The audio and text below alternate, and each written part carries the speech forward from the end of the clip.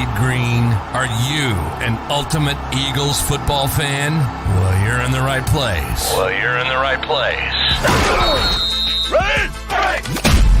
This is Birds 365, hosted by the new Mac and Mac, Jody McDonald and John McMullen. Here we go. Who collectively have covered and talked about more than 50 plus years of Eagles football. Kick off your day with Birds 365.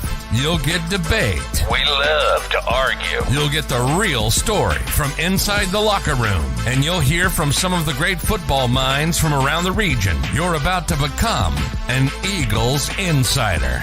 Get in the game. Join Jody Mack and Johnny Mack and join the football community that flocks to Birds 365. Birds 365 starts right now. Welcome to the NFL. Let's go. Let's go. Go.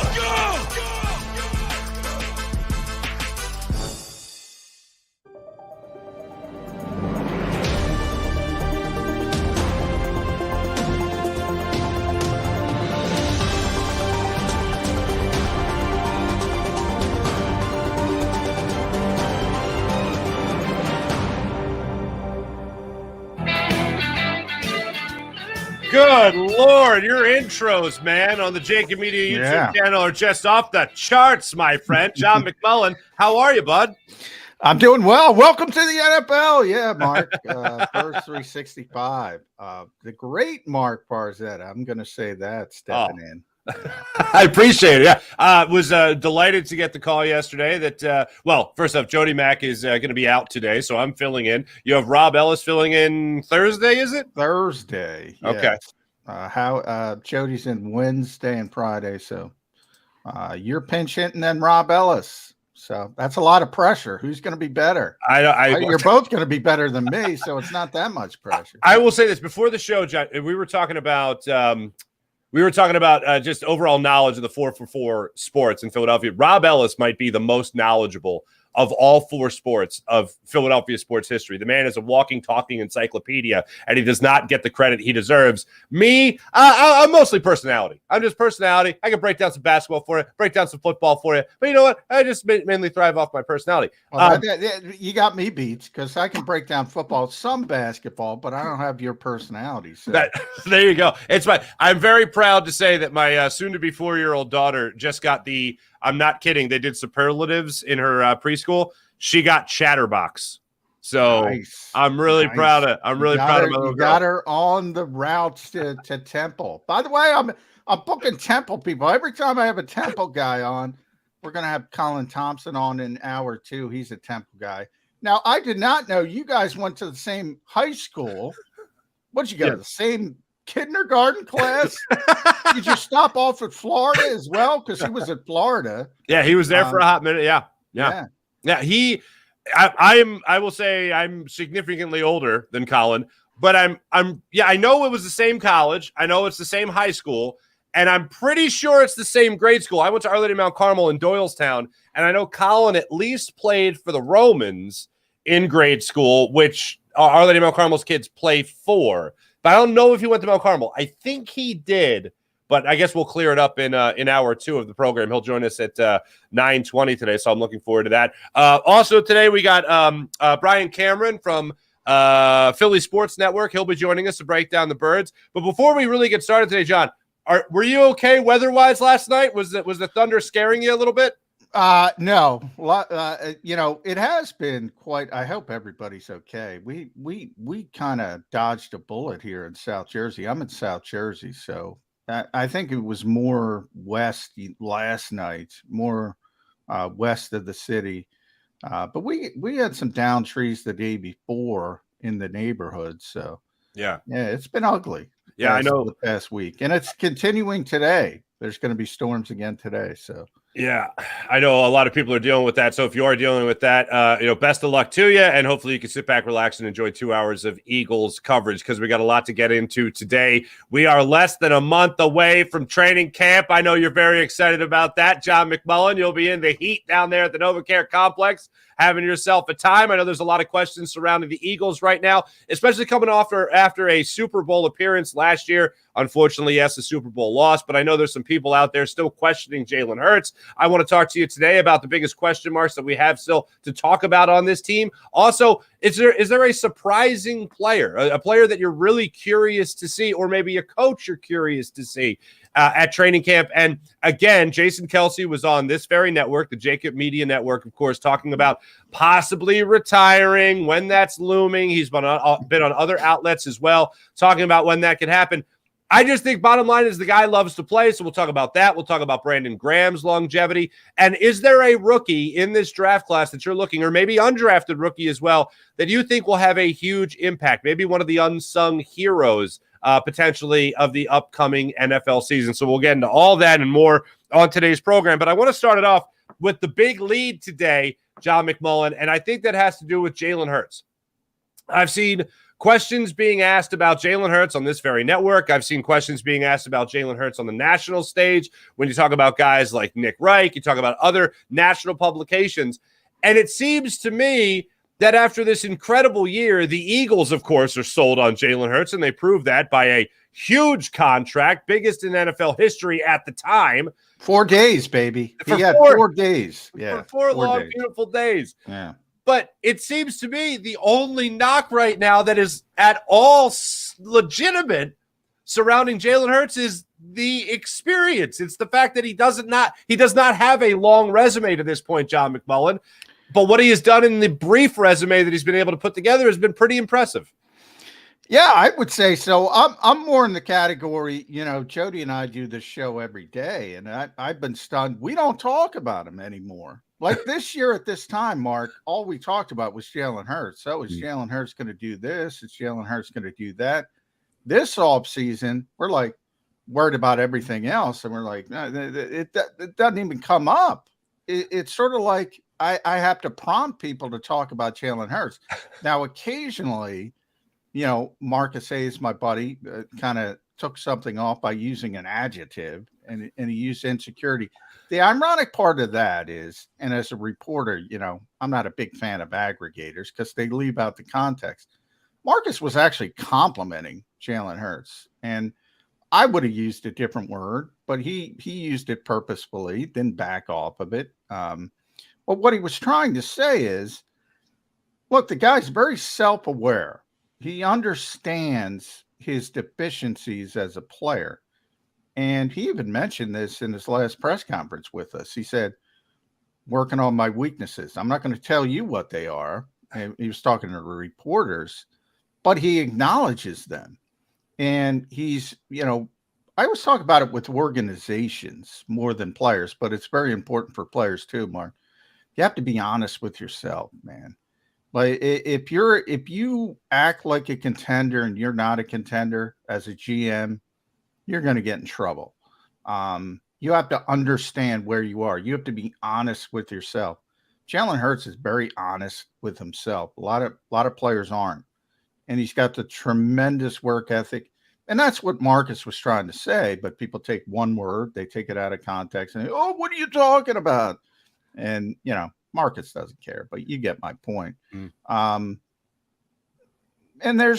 always go back to the thing every single football coach says, right? The biggest cliche in the world: control what you can control. You can't control what other people think, can't control any of that, but you can control yourself, and that's what Jalen Hurts does so well. Mm-hmm.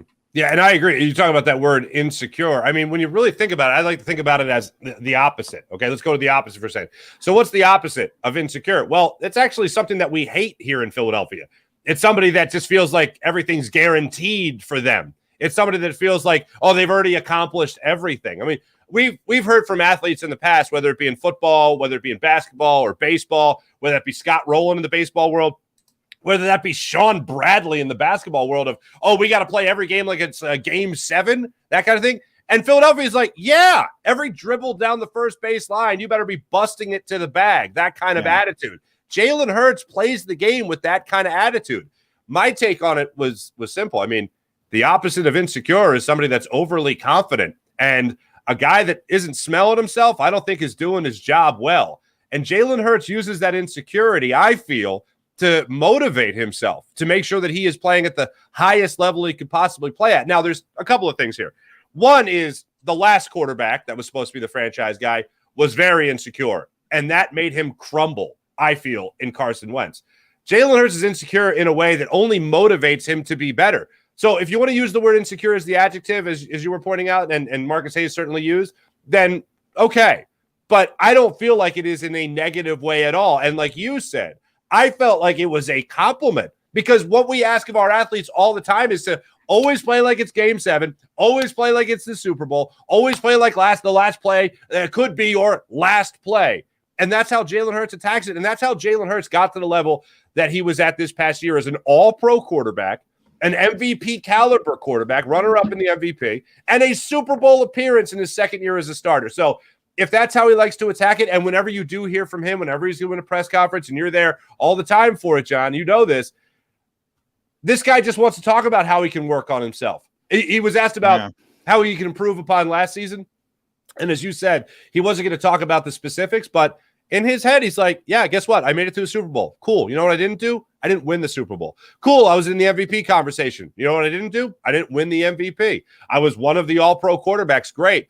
We were undefeated for a long time, but I can still be better. I can still improve. I still have a high ceiling. And whatever he needs to do to improve upon that, whatever mentality he needs, I got a lot of confidence in Jalen Hurts that he is going to use that as motivation to make sure that he can elevate his ceiling. Yeah, and I think everybody does, and that's the point. You know, I bring it up. People stopped at insecure. You know, Marcus's next paragraph was essentially comparing him to Michael Jordan with the work ethic. You've heard the same thing from Nick Sirianni, which is, you know, that's a big comp. And people, when Nick said that, people took that the wrong way and thought he was comping the players. And obviously, you're talking about one of the greatest players in NBA history, one of the greatest players in any sport. You know, when ESPN did their top, whatever it was, 100 athletes, he was number 1. So pretty high. Not fair to compare anybody to Michael Jordan from a production standpoint. But Nick was comparing, same as Marcus, the work ethic, the desire to get better. And that's where Jalen is kind of off the charts and surpasses some players maybe that have more physical gifts, especially from an arm talent perspective. But do they work as hard as him? Probably not. And one thing you never see, Mark, with players in any sport, you know, ascension. They get better a little bit every year. Usually it's like an EKG. You have some hiccups. Somebody has a good year, then they have a bit of a down year. Then maybe they bounce back. Maybe they get better. Then they have a down year. Since he was at Alabama, even the year he got benched, he got better. He got better. He got better. He got better. He got better. Went to Oklahoma. He got better. Came to Philadelphia every single season. He's gotten better. That's rare when you have that sharp trajectory up with the no hiccups. And that's why the Eagles are so confident in Jalen Hurts. The money factors into it with typical people. Nobody worries about it with Jalen Hurts. You know?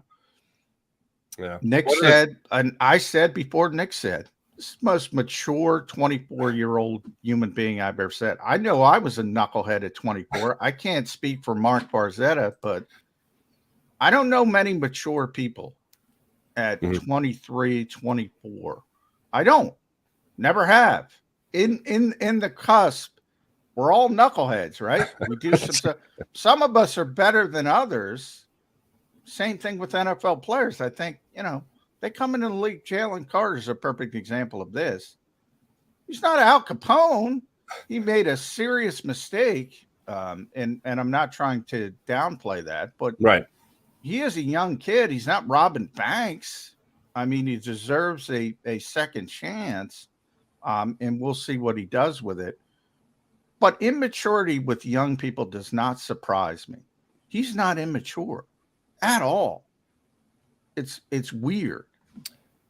I don't think I've ever felt more confident in a player that has gotten a huge contract in Philadelphia, more so than I've been confident in Jalen Hurts. And it's because of that maturity. I mean, you can look at money across sports, even Carson Wentz, the money that he got, still longevity. I wanted to see longevity. I wanted to see a guy go out there, be able to complete a season, be able to go out there and show that he is that next level of maturity. But some adversity faced him, and he shook. He shook big time.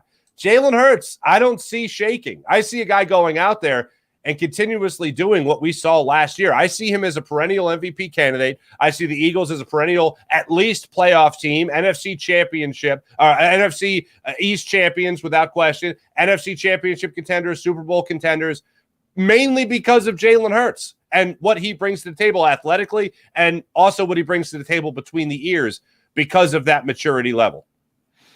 Yeah, and, he calls himself a triple threat because a lot of people focus on his running ability, and obviously it's tremendous. He improves so much as a passer, but he also, I think he takes the most pride in the mental aspect of the game, getting the Eagles in the right, spot, right call, putting the football where it's supposed to go. Because remember, the modern game is more concepts than plays. If you think about the days of Bill Walsh, you call a play.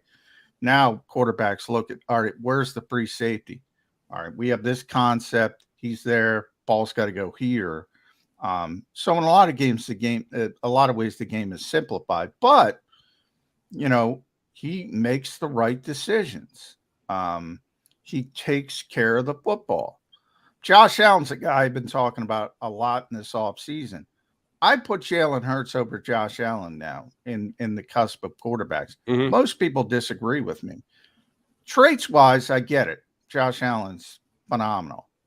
But he's reckless. He makes a lot of mistakes.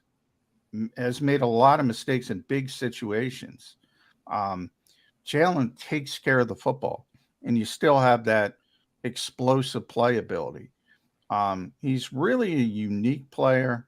I think everybody was concerned about the improvement with the accuracy, whether that's A.J. Brown, Devontae Smith. Sure, it helps. Dallas Goedert, the best offensive line.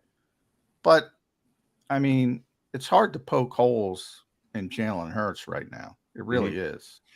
Coming up, we're going to talk to Brian Cameron of Philly Sports Network about all things Jalen Hurts, all things Eagles, of course. And also, look, I think we can sing the praises of Jalen Hurts all day, but if we have to talk about one thing in particular that we might want to see improved about his game, what would that be? We'll get to that in just a second here on Birds 365.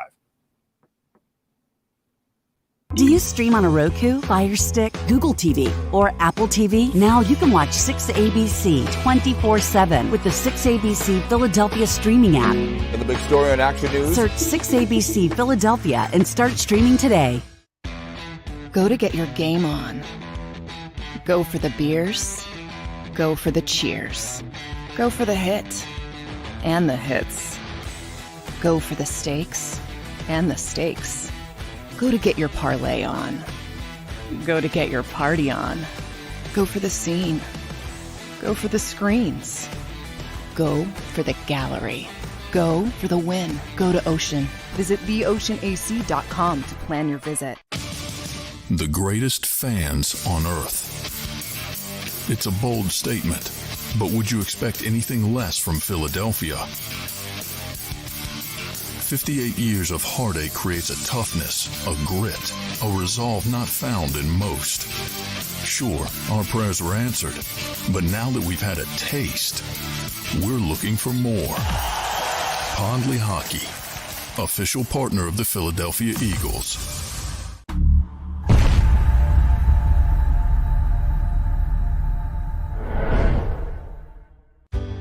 Go passionately. Go fearlessly. Go confidently. Go Birds! Go confidently towards your goals with First Trust, Philly's hometown bank for nearly 90 years, and the official bank of the Philadelphia Eagles. We're focused on getting you over the goal line. So go with conviction. Go with trust. Go Birds! And go forward with us by your side. First Trust Bank, the official bank of Philadelphia dreams. Oh, and go Birds. All right, did you know I was the mommy slam dunk champion? Really? Yes, really don't sound so surprised. Let's see it. Oh, you're ready. All right, here we go. Let's hear the crowd. So go to right, go to left, fake a mama. Mama, go up, mama! She did it. Again? You can't avoid gravity, but United Healthcare can help you avoid financial surprises by helping you compare costs and doctor quality ratings. United Healthcare. Uh-huh.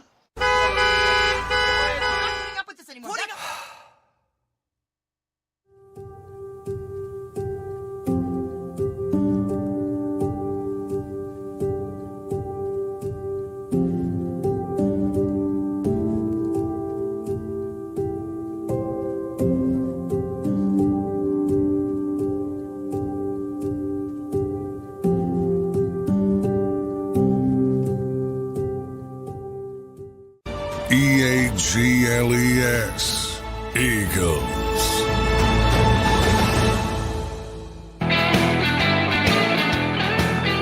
Welcome back, Birds 365. Mark Barzetta filling in for Jody McDonald, John McMullen right there, and joining us right now from the Philly Sports Network. Please welcome to the program, Brian Cameron joining us. Brian, how are you, man? Doing well. Thank you for having me. How you guys feeling? Doing well. Thanks for joining us, Brian. I guess we started the program talking about Jalen Hurts. Not a lot to talk about this offseason. All we talked about last year on Birds 365 in the offseason was, can Jalen Hurts take that next step? Now, Jody and I, when we do the show, we never talk about him, Brian. We're talking about the defense, the change in coordinators, how do you replace so-and-so? And Jalen Hurts is sort of this given, this constant. Marcus Hayes was on our show, used the term insecurity, a lot of aggregation, sort of left out the context. It was actually a compliment. It was trying to say, hey, look, this guy understands his weaknesses, works so hard to improve them. And I think that is the most impressive thing about Jalen Hurts to me, Brian, is the fact that he's honest with himself. He knows, all right, I got to work on this. I work on this. He's not going to tell me what he's working on, but he acknowledges what he needs to work on. When you look at Jalen Hurts and the season he had, do you have any concerns? Do you have any worries? What is the number one, if there is a number one concern with Jalen Hurts? Isn't that the weird thing nowadays? Going back to, when Carson was around, it was kind of like, okay, like, can Carson stay healthy? Like, can Carson actually be the guy? But with Jalen, it's kind of like, all right, like, how do we nitpick at a guy who made a huge jump, was the best quarterback in the Super Bowl, was the best quarterback in the NFC for nearly the whole season until he went down with a shoulder injury. And at this point, it's kind of like, it's scary for Eagles fans to think about it, where we actually have a quarterback that consistently can be a top 5 quarterback for the next several years. Yeah, can't have nice things. No, we really can't. It is such a weird thing. It's such a weird dynamic. I was talking to the guys on Flipping the Birds, and it's a weird thing to see how well ran the Eagles organization is from top to bottom. It's just, there's nothing really to nitpick except for the defense.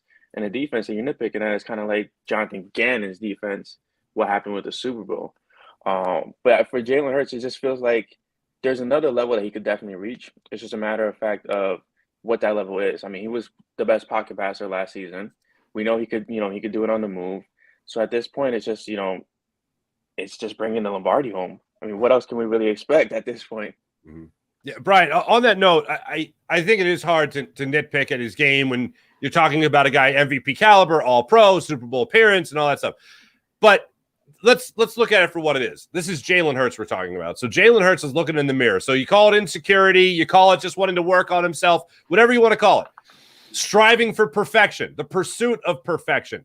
I remember when Jeffrey Lurie was talking about the contract before the contract was signed. One of the things he said about Jalen Hurts was he has a phenomenal dedication to the pursuit of perfection. And that is something that I think every athlete should have, every athlete that walks through the doors in Philadelphia. So when Jalen Hurts is looking in the mirror and he's trying to break down what he really needs to improve upon in his game, what do you think he's focusing on? So I think, and again, to kind of go back on what Marcus said, insecurity, I think was the wrong terminology for it. As even playing sports in high school, like, you always knew what your weaknesses were, and you always, yes, you were trying to make up for it, but at the same time, you're just trying to get better. For Jalen Hurts, it's it's just a matter of consistency. I think that's his main thing. That's what he preached all season long last year and the year before, was just being consistent, keeping the main thing, as he always said. So if he could bring that level of consistency where week in, week out, you're not questioning how great the Eagles are. Like the offseason started, right off the bat was, hey, how can the 49ers make the Super Bowl? How can the 49ers do this? Like they're the face of the NFC apparently. But the Eagles, like week in and week out, they did their thing. They did it with with a healthy quarterback, and even with a non-healthy quarterback. When Jalen was against the Giants, I mean, you saw the how much the shoulder was holding them back in the playoffs. But I think with Jalen, the main thing is just consistency, right? Consistency on the offense. You have Rashad Penny, you have DeAndre Swift now in the back there. You have a healthy AJ Brown, a healthy Devontae Smith.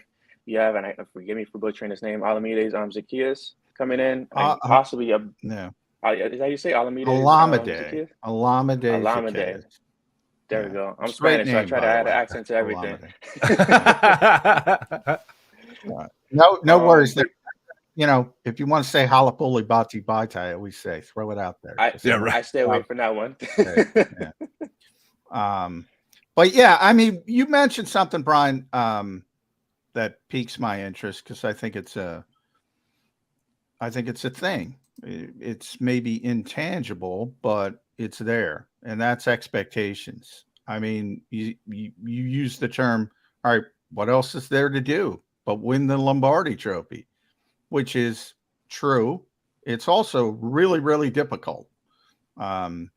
Jason Kelsey was on JAKIB Sports, and he mentioned how difficult it is to get to the point the Eagles were. I think that's one of the reasons why Howie was so depressed after the Super Bowl, because he knew they had the best team and they didn't take advantage of it. It is really, really, really hard to make a Super Bowl, never mind win a Super Bowl. So many things have to go right. And you mentioned the defense, and obviously they collapsed in the second half. But you got to get to the point to the collapse. In other words, 70 sacks, probably not going to happen again. Number 2 ranked defense, number 1 ranked passing defense, probably not going to happen again. So I think people are kind of forgetting getting to the Super Bowl and saying, oh, we collapsed in the Super Bowl. It's kind of a big deal to get there. Are the expectations out of whack? I don't think the expectations are out of whack. I think the expectations are what they are because of the team that's in front of you. My main thing this offseason was the defense was going to be weaker no matter what, right? Even with Jalen Carter. Yeah, if everybody came back, they weren't going to have the same season. Exactly. Everybody came back, yeah. And my main thing was to have an offense that can overcompensate for what the defense is lacking. You want an offense that's going to put up enough points on the board where the defense can actually afford to make a mistake or two, afford to kind of go through those growing pains throughout the season. And I think adding players like DeAndre Swift and Rashad Penny, and then having year 2 of AJ Brown and Jalen Hurts really helps with that. Defensively, it's gonna be a tough road. It's gonna be a very tough road because I feel like even with the linebacker core, with Nakobe Dean and Nicholas Morrow, we don't have much depth there to begin with. And then we do have an aging Darius Slay. We do have an aging James Bradbury. But it's gonna be interesting, right? It is tough to get back there, but I think it would be tougher if the NFC wasn't as wide open as it is. I mean, the second best team doesn't have a franchise quarterback at the end of the day. They have a rotational, group of quarterbacks that just can't stay healthy. And that proved in the NFC Championship game. And then after that, it's such a huge drop off. I mean, the Cowboys, they are what they are. They've been a shell of greatness for how many years already, right?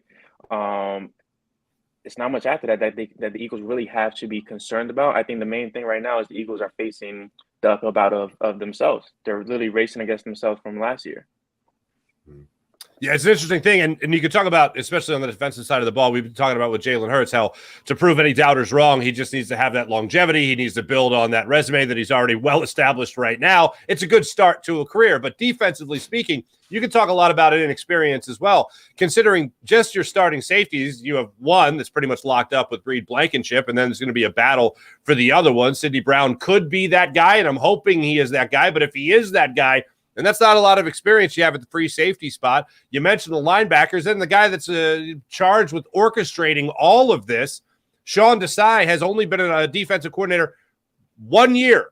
in his NFL career. His NFL coaching career has been a defensive coordinator one time. So we can talk about confidence with the inexperience of a guy like Jalen Hurts individually, but as a unit, how much of a concern is it to you, Brian, when you talk about this defense? Oh, it's a huge concern. I think there's gonna be a lot of growing pains with this defense. But it's a matter of, like, did they do the right thing of loading up the defensive line to overcompensate for an aging Darius Slay and James Bradbury? Like, we won't be able to know that until they actually hit the field. And the key thing about this is you have an aged Fletcher Cox, you have an aged Brandon Graham. A lot of guys have to stay healthy for them to really just hold up the fort for the season.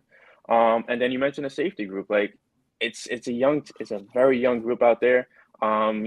Sometimes having youth is great, but sometimes having youth, that's inexperienced, it could be an Achilles heel.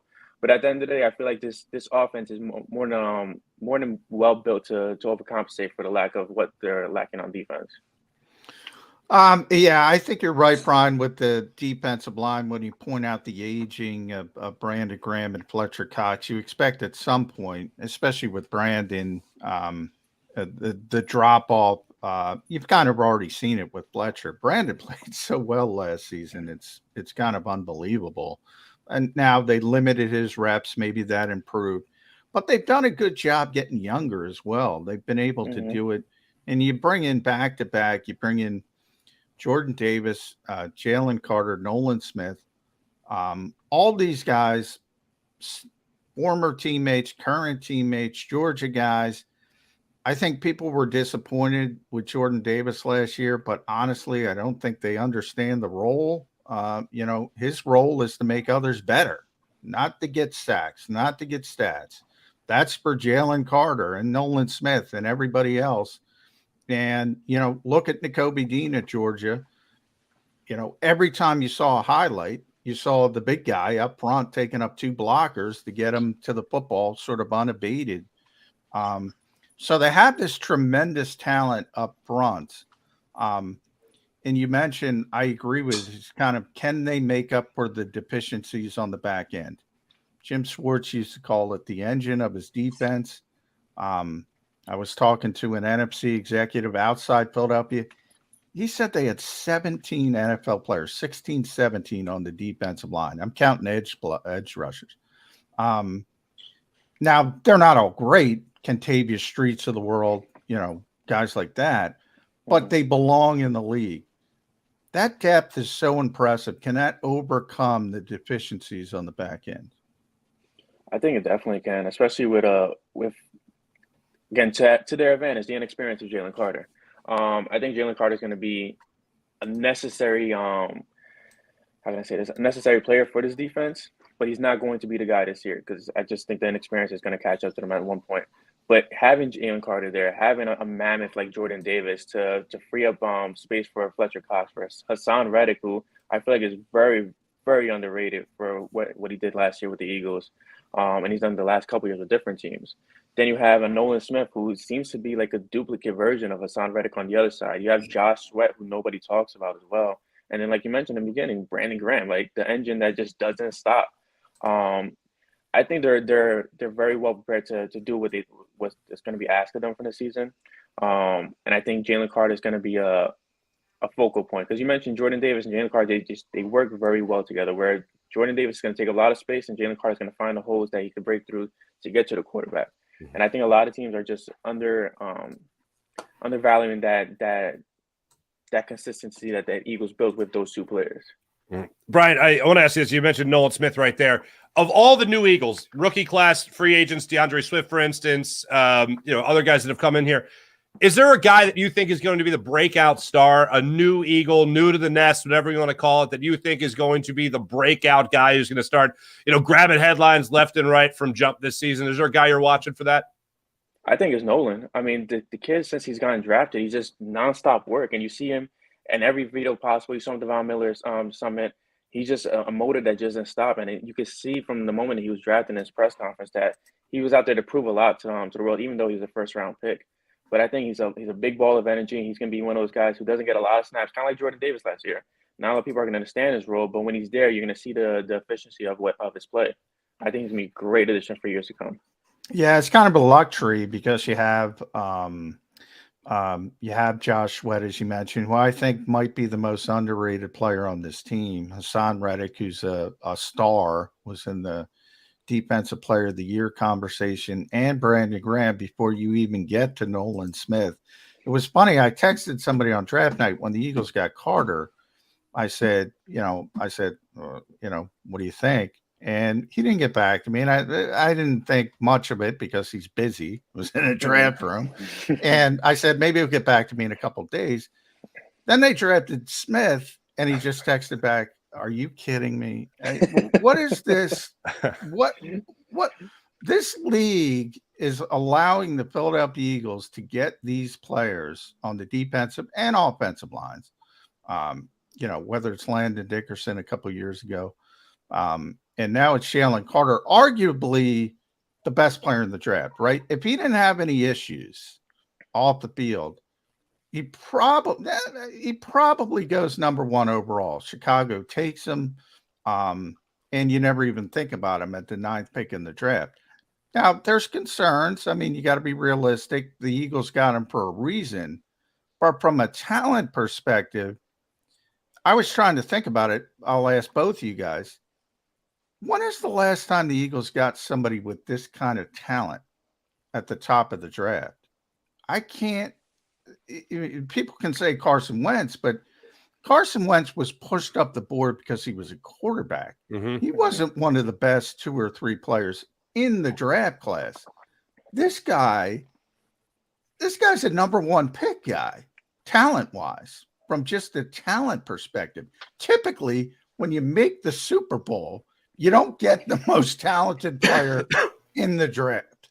I think he's going to be a home run if he, does what he's supposed to do and stays clean off the field. Any thoughts about who the last guy? Because you got to go back years and years and years and years. Number 1 pick status, I can't think of him, but Lane Johnson, I think, is the closest. Yeah, that's a good one. That's Lane the only that's the not number 1 pick, but the closest to it. I think Lane Johnson is the guy that could be the most comparable in terms of pushing himself up the draft status without being a quarterback. Yeah, that's a good one. Because Lane's going to the Hall of Fame, in my opinion, and he's the best right tackle in football. That's a very good one. That's probably it. Good job by you, Mark. But from Jalen Carter's perspective, I think when people see him, they're going to be blown away. I think they don't realize, like Brian, you were talking about, he might not break forward. I think he is. I think he's going to be a star as a rookie because people got to worry about Reddick. They got to worry about Sweat. They can't just say, oh, Jalen Carter's doing some damage. Let's double team him. If you double team him, you got to double team Davis. Good luck blocking Hassan Reddick. I think that's the hope for the Eagles defense. Yeah, I definitely agree with that. And I think Mark stole my answer with Lane Johnson. I might have slipped in the chat to him. Oh, you did? Oh, that a fella. Good teamwork. Good teamwork right there. There it is. No, that is an interesting thing, though, when you talk about the breakout stars and what Jalen Carter can bring. But the thing that Howie Rose has done such a great job with, and you could disagree with this, Brian, but is the versatility of this defensive line.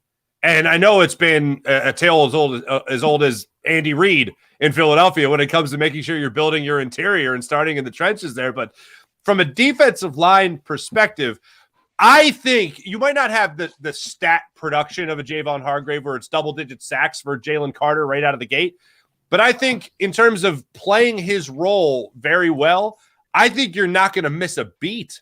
And you're talking about a Pro Bowl caliber player there, a Pro Bowler in Javon Hargrave, and moving to a rookie that's going to, I think, not really give much slack and is not going to really leave a lot to be desired. I think he's going to go out there and he's going to have a very dominant year, not just for a rookie standard, but for a veteran standard of Javon Hargrave, who, of course, signed that deal with the 49ers.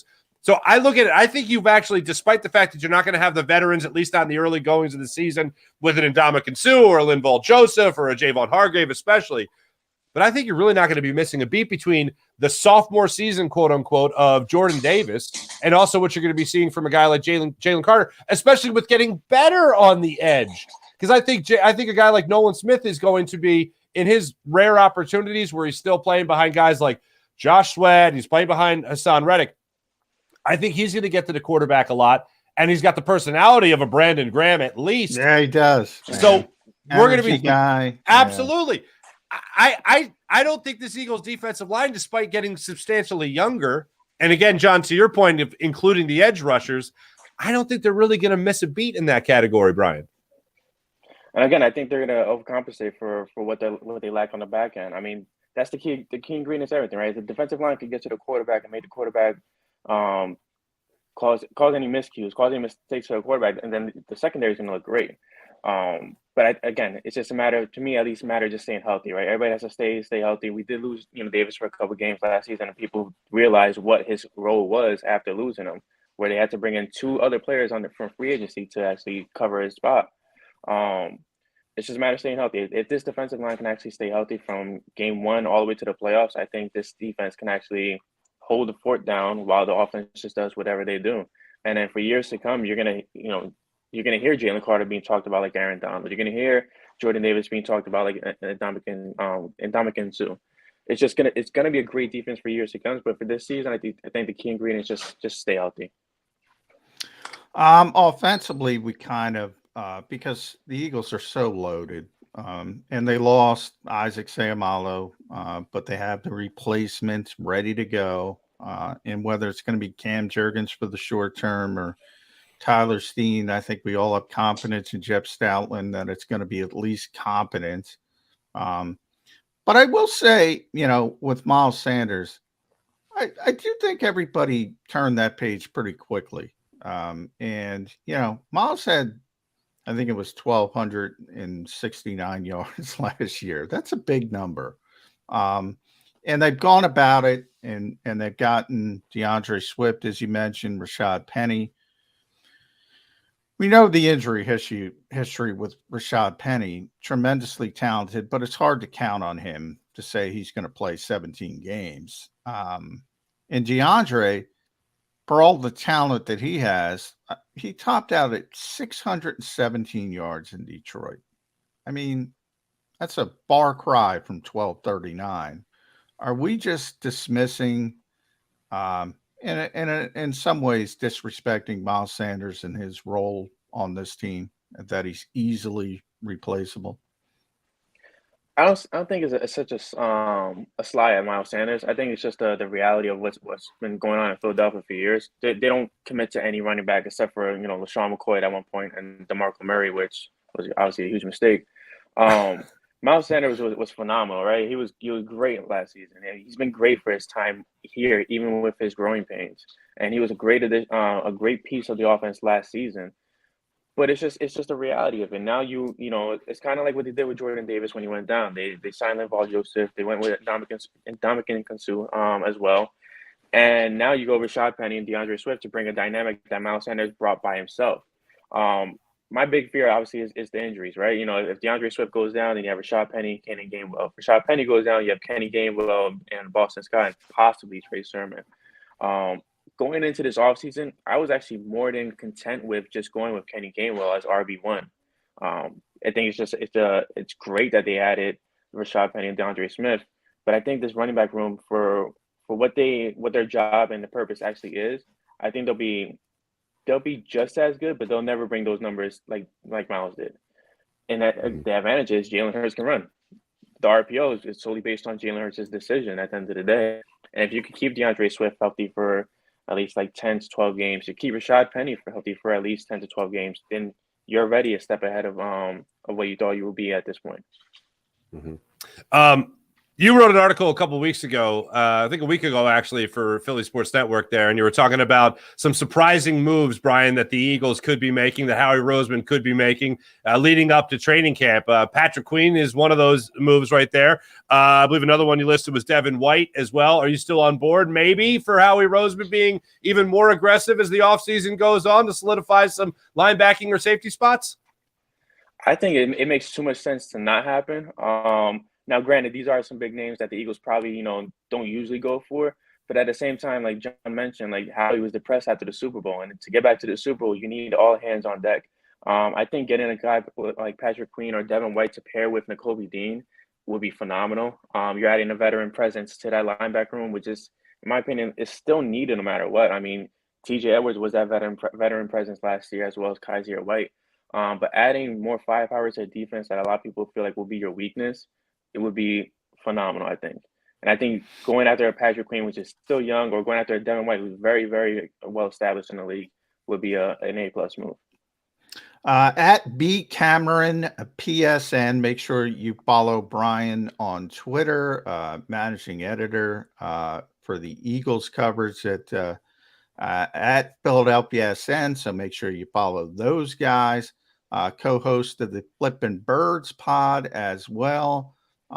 Last one for me, Brian, coaching staff. One of the sort of advantages the Eagles had year 1 to year 2 of the Nick Sirianni era, they kept everybody together, the entire coaching staff, which is rare in the NFL. Either, want to move on from some guys, or they're successful, as what happened coming off the Super Bowl. You lose both coordinators. Defensively, I think, a lot of fans didn't like Jonathan Gannon, but they also, if you did a defensive depth chart for coaches, they also lost the top 2 guys under Jonathan Gannon, Denard Wilson, who left because he wasn't promoted, Nick Rollis, who left to go with Jonathan Gannon. A lot of turnover. And then you bring in a Matt Patricia, which is kind of weird, to be honest. You bring in a Marcus Brady, who was here last year as a consultant, but you have this extra added layer. All this turnover in the coaching staff, is that an issue for you? It's one of those things that you keep in the back of your head, and you go into Sunday hoping that it doesn't flare up. I think, like you mentioned, the Matt Patricia hiring is the oddest thing to ever happen. I mean, that's kind of like when they were looking for Josh McDaniels to hire as a head coach, and everybody in Philadelphia was panicking because nobody wanted him on our sideline. And they were right, by the way. Oh, absolutely. I'm not a big fan of bringing I feel like Bill Belichick's coaching tree is only good with Bill Belichick at this point. But Patricia, it's a weird dynamic. Then you have Sean Desai bringing his guys in. I think, Brian Johnson, that turnover, I think, is going to be perfectly fine, honestly, just because the relationship he has with Jalen. But defensively, it's going to be weird. It's going to be a different sight. And again, I mentioned growing pains a lot about the defense, and I think they're going to go through their growing pains with this new staff. I'm just hoping that we don't have an issue with Matt Patricia in the back end that comes out week 13 where he had a spat with a defensive player this and third, because the Eagles they based their team on culture for so many years, right? Like that's the reason that they moved on from Doug. That's the reason that they moved on from Carson. Like their focal point is having that culture, having nothing leak out, no anonymous stuff leaking out. They want everything to stay in-house and everything to run as smooth as possible. So it's a very weird dynamic. I feel like you mixed a lot of things in a pot that could either boil over or it could just simmer well. I mean, it's a bit of concern, but at the same time, it's one of the things you just keep in the back of your head. It was like, okay, if something goes wrong, that's exactly why this happened. Mm-hmm. Brian, we appreciate you coming on, man. Make sure you guys check out all Brian's stuff. Follow him right there on social media, on Twitter. Also check his stuff out at Philly Sports Network as well. Brian, thanks so much, brother. Thank you for having me on, guys. Take care. Thanks, Brian. Absolutely. Thanks for the conversation. Some good stuff right there. Coming up in a minute, John, I want to pick your brain on something here. We talked a lot about Jalen Hurts. We talked a lot about the running back core. We also talked about the running back room. We've also talked a little bit about the defense. I feel like you understood what Jonathan Gannon was trying to do more than most people understood what he was really trying to do. Sean Desai remains a big question mark as far as I'm concerned when it comes to what he's going to do with this defense, how he's going to organize the talent that has been given to him. So when we come back, John, I want you to answer the question, what you have learned in the couple of months now that we have known Sean Desai will be the defensive coordinator of the Philadelphia Eagles. What understanding, what comparisons can you make to that of Jonathan Gannon's as well? And coming up in hour 2 of Birds 365, we're going to talk to somebody that just does a phenomenal job each and every week breaking it down on the Not For Long Media Network as well. We're going to be joined by Colin Thompson, NFL tight end, as well as Not For Long Media, and he'll be breaking it down for us. One question I got to ask him, and John, you know this all too well. This is the don't be an idiot period of the NFL season. Yes, it is. It's the month and a half between OTAs and training camp where coaches break the room and they go, all right, see you guys later. Don't be an idiot. I want to know what gets said in those moments where coaches release their teams into the wild and say, hey, don't make a big mistake. I want to talk to Colin Thompson about that coming up in hour 2 of the program. My name is Mark Farzetta, and I'm filling in for my man Jody McDonald here on Birds 365. We'll be back in a second.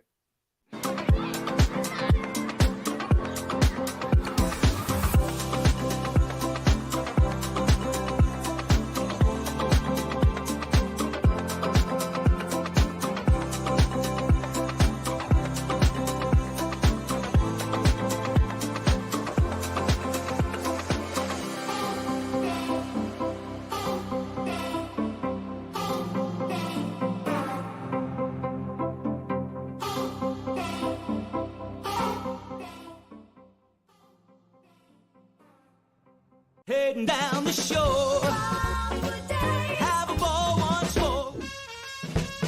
Here, imaginations run wild and time stands still. Because here, you can find the best of the Jersey Shore, all on one 5-mile island. So leave the old you behind and get lost in the woods. Wild, wild, wildwood days.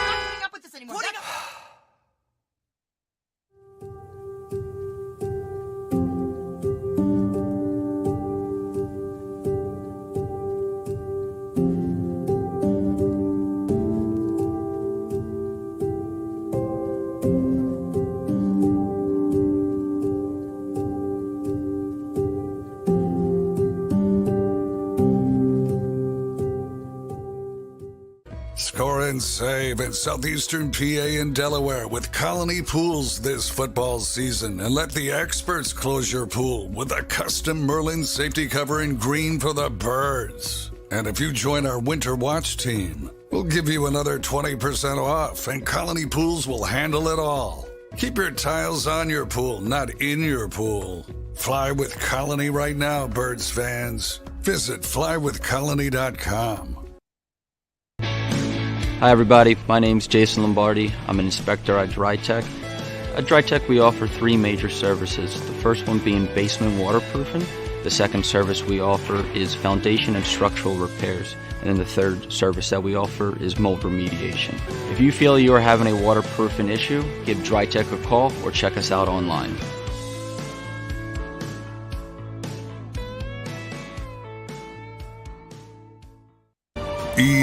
EAGLES, Eagles.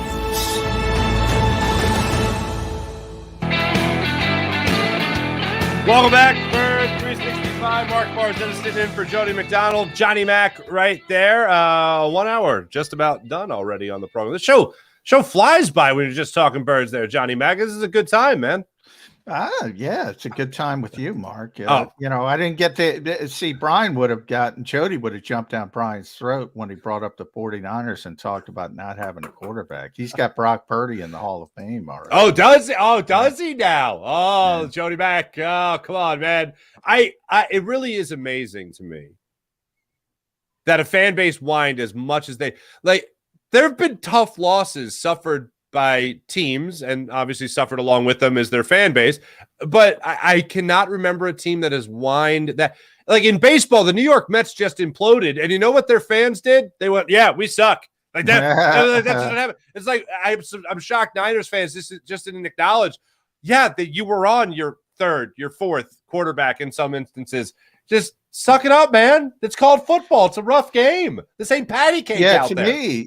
To me, that's one of the easiest losses to take, because you should be able to, if you're a fan, to say, well, we were down to our fourth quarterback. I mean, what are you going to do? But yeah, they took it kind of hard. Now, hey, but to be fair, Mark, I mean, Eagles fans took the Super Bowl hard, and the Super Bowl, and the field conditions. Everybody brings up the field conditions, the holding call to James Bradbury, the Gannon stuff, the miscommunication, then the tampering. Oh, he wasn't focused on the Super Bowl. So you hear a lot of stuff, and that's what I thought. Jason Kelsey was on JAKIB Sports with Rob and D Gunn, and he broke it down. And Jason does this all the time, and I love him for it because he never complains about stuff. And I want to get it. I'm trying to bring it up. So he and this is Jason Kelsey. For me personally, I never want to acknowledge that anybody else or something else has control over the outcome. If I'm truly a competitor, this shit's on me, right? And he acknowledges, nobody acknowledges the randomness of the NFL more than Kelsey, because he knows how difficult it is to win games. Stars got to align, all that kind of stuff. He said, obviously, there's a lot of factors that go into winning a game. When you're Jalen Hurts, I know the way he thinks because we've talked about it. He still beats himself up over this play and that play, talking about the fumble. It's like, dude, you had the best performance ever by a quarterback in the history of the Super Bowl. You did just fine. But the point is, you don't want to acknowledge that somebody else, the field, the officials, because once you start to do that, you start to devaluing who you are and who we are. That's what Jason says. If they didn't make the mistakes, if the players didn't make the mistakes, if the players didn't miscommunicate, they win the Super Bowl with the field conditions, with the tampering, with the fumble. If they communicate in the second half, they win the game. Jason Kelsey acknowledges that, owns it, believes it, and that's why he's a 5-time All-Pro that's going to the Hall of Fame. You don't play woe is me and get to that level if you think, oh, the officials screwed me, the field. You just don't get to that level. Yeah, he's holding himself accountable, and he's holding his team accountable, and he's not blaming anybody else. Like, a lot of times, I think legitimate reasons for why you may have lost a game, you know what they are? Even if they're legitimate, they're just excuses. That's it. That's all it is. It's just an excuse. And nobody wants to hear about the excuses. People just want to care. They just care about the bottom line, whether or not you won or lost the game. And I think what is motivated, we talk about motivation all the time, but what is motivated Jason Kelsey to be the champion that he is and the future Hall of Famer that he is holding himself accountable. It's not about whether or not Chip Kelly is a good head coach or not. It's not about whether or not Andy Reid just got fired. It's whether or not Doug Peterson should have been fired. It's not about whether or not Carson Wentz was struggling or the offensive line was struggling. Through all of that, and a first-year head coach like Nick Sirianni, it's not about all that. Or another quarterback like Jalen Hurts coming in to be your starter. It's not about things changing like that. It's about what you're controlling in the moment. So although you can talk about the field, you can talk about the officials, and they might be legitimate reasons as to why you might have messed up at a certain point as opposed to where the Chiefs could have messed up, but it doesn't matter. Because all that matters is if you would have made an adjustment, if you would have blocked this guy instead of that guy, if you would have read the right blocking assignment or shifted blocking to a different way or coverage to a different way, or maybe you make an adjustment defensively, it's still within your control that you could have done something to impact the game bigger. And as far as what you were saying about a tough pill to swallow, John, being up 10 points at halftime in the Super Bowl, I think is a little tougher it's a little tougher pill to swallow, blowing a lead like that than, I don't know, being down to your fourth quarter. No, I agree with that. Yeah, right.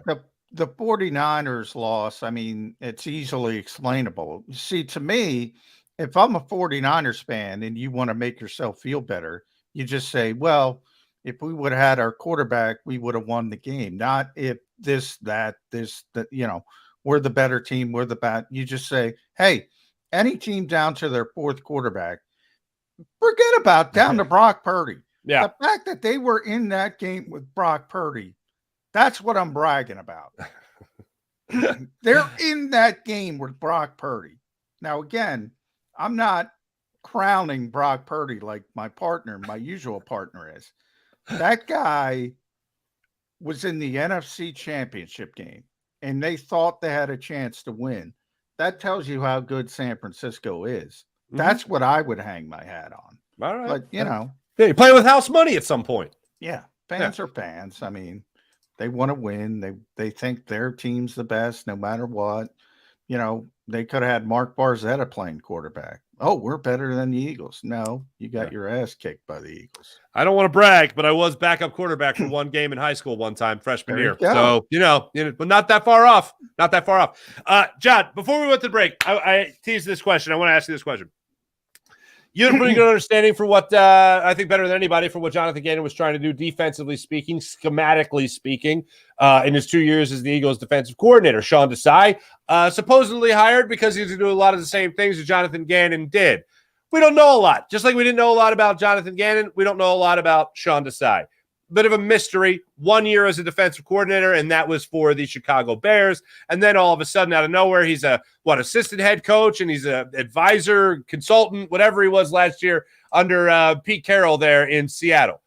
In the month and a half, 2 months now, a little bit longer that we've known he's going to be a defensive coordinator of the Philadelphia Eagles, what have you learned about Sean Desai that makes you think that this defense is in good hands? Well, I think right off the bat, I think Sean, another Temple guy, I think he understands the city better than Jonathan. So if you look at his first press conference, he already had a better feel for it. He knows, and, people can dismiss it, but it's important, especially in this city, because this city can swallow you up. I mean, They had the number 2 defense last year, as I mentioned, number 1 passing defense, 70 sacks. In theory, on paper, everything they want, and they couldn't stand the defensive coordinator. Not everybody, but a lot of people. This city can swallow you up. Sean Desai said all the right things, and that's a big part of it. However, he's playing the same scheme, the same philosophy. And he had been mentioned, remember, he's an actual Vic Fangio disciple. Jonathan just liked the defense from afar and sort of adopted the scheme. Sean is an actual Vic Fangio guy. So it's going to be the same philosophy. Now, everything's different. I compare it to when the Eagles shifted play calling from Nick Sirianni to Shane Steichen. Same offense, different guy, though. So it's going to be a little bit different in moments. Maybe he does a better job in moments. That's what the fan base has to hope for. Looking at his time in Chicago,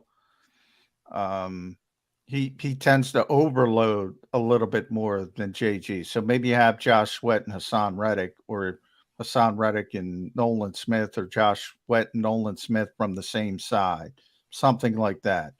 Maybe he's more aggressive on 3rd and 13. Those are all possibilities, but he's here because Nick Sirianni likes that defense. Limit big plays, limit explosive plays, win the turnover battle. That's what the Eagles think. And by the way, Sean McVay is in this category. The reason so many teams play Vic Fangio's defense, Sean McVay said it. Kevin O'Connell said it, who's a Sean McVay guy. Nick Sirianni said it. All these offensive coaches say that's the most difficult scheme to play against. And that's why so many teams use it. Here's my problem, and I've been talking about this for years now. There's always a tipping point. When Tony Dungy's cover 2 was all the rage, everybody copied it. And then there's a tipping point. Too many people play it. Too many people figure it out. And you have to sort of change and shift a little bit.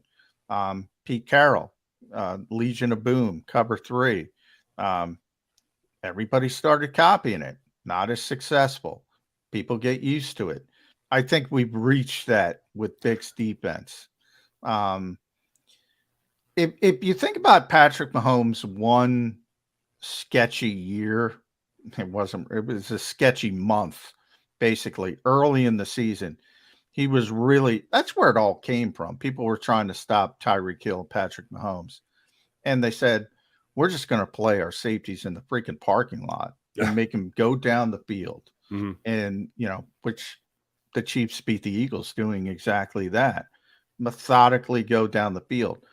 When they first did it, Mahomes had a lot of trouble staying patient because he's used to making big plays. And had some uncharacteristic turnovers. Then they figured it out. And it was like, all right, you're going to take that away. We're just going to beat you this way. I think too many teams have figured it out, but that's my opinion. So we might need a bigger adjustment then at some point midway through the season. The Eagles might need a bigger adjustment at some point through the season. Well, let me ask you this. We just talked about the defensive line. We talked about loading up the defensive line. We talked about Nolan Smith being added to this as an edge rusher along with Josh Sweat and Hassan Reddick. Those are three great names right there. Brandon Graham being a part of that mix as well. What you could be seeing from Nakobe Dean, instinct, quickness, speed, the experience behind a guy like Jordan Davis and Jalen Carter. All these guys are very familiar with each other. Is there any chance, John McMullen, any chance the Eagles have more than a 70-sack season in the upcoming year? No, not going to happen. And they might be better. And, that's what I think people don't understand. If you look at the Eagles schedule, they not only played, people bring up all the time, they didn't play any good quarterbacks, right? They didn't play this guy. They didn't play that guy. More than that, they played a bunch of young quarterbacks. And what do young quarterbacks do? They hold on to the football. So you have an opportunity, sort of like a perfect storm.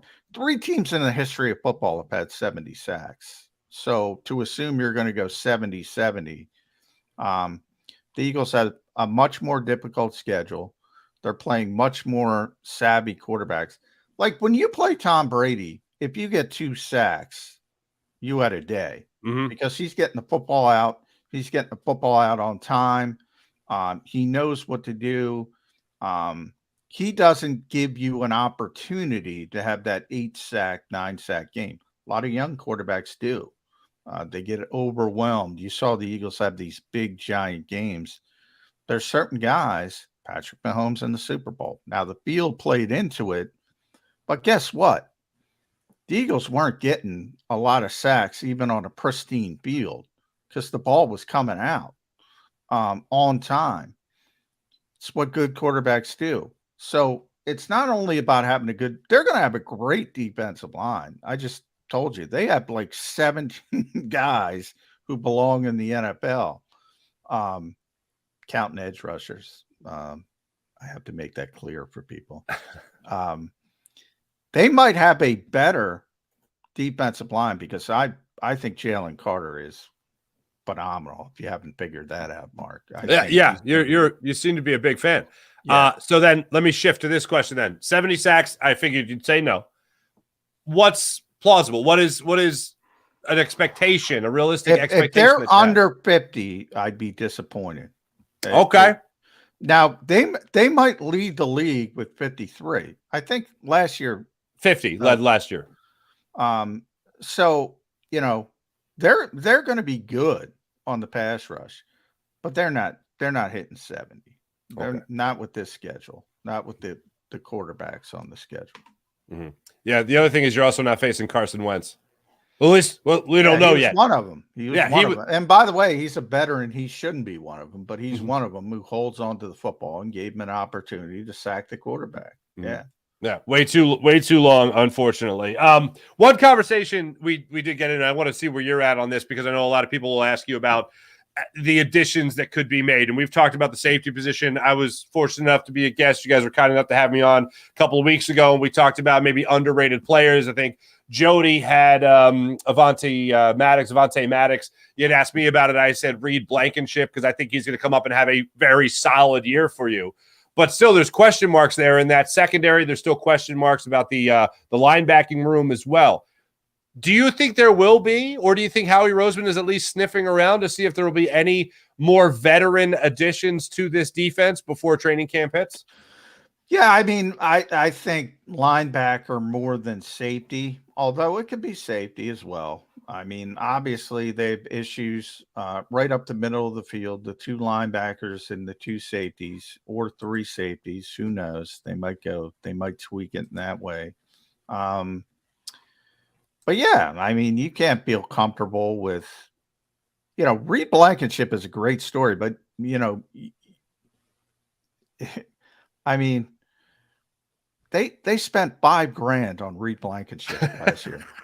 Now pedigree isn't everything, but to assume that Reed Blankenship is just going to step in and go from, I think he played about 270 snaps last year, to be on the field for all 3 downs. Like Marcus Epps played 99%. So let's use Marcus.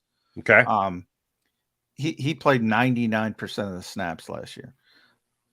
To assume he's going to be that guy when other teams now know who Reed Blankenship is, and they're going to game plan, and they're going to say, "Oh, what does Reed do well? What doesn't he do well?" As opposed to just, plopping him in the game and people saying, I always say this is a copycat league, but it's a slow moving copycat league. Now everybody's gotten a chance to look at Eagles film. They say, hey, you got a young player back there. We're going to try to take advantage of it. Same thing with Sidney Brown as a rookie. Man, there's a lot of people that think, oh, Sidney Brown, the Eagles think he's a red star player.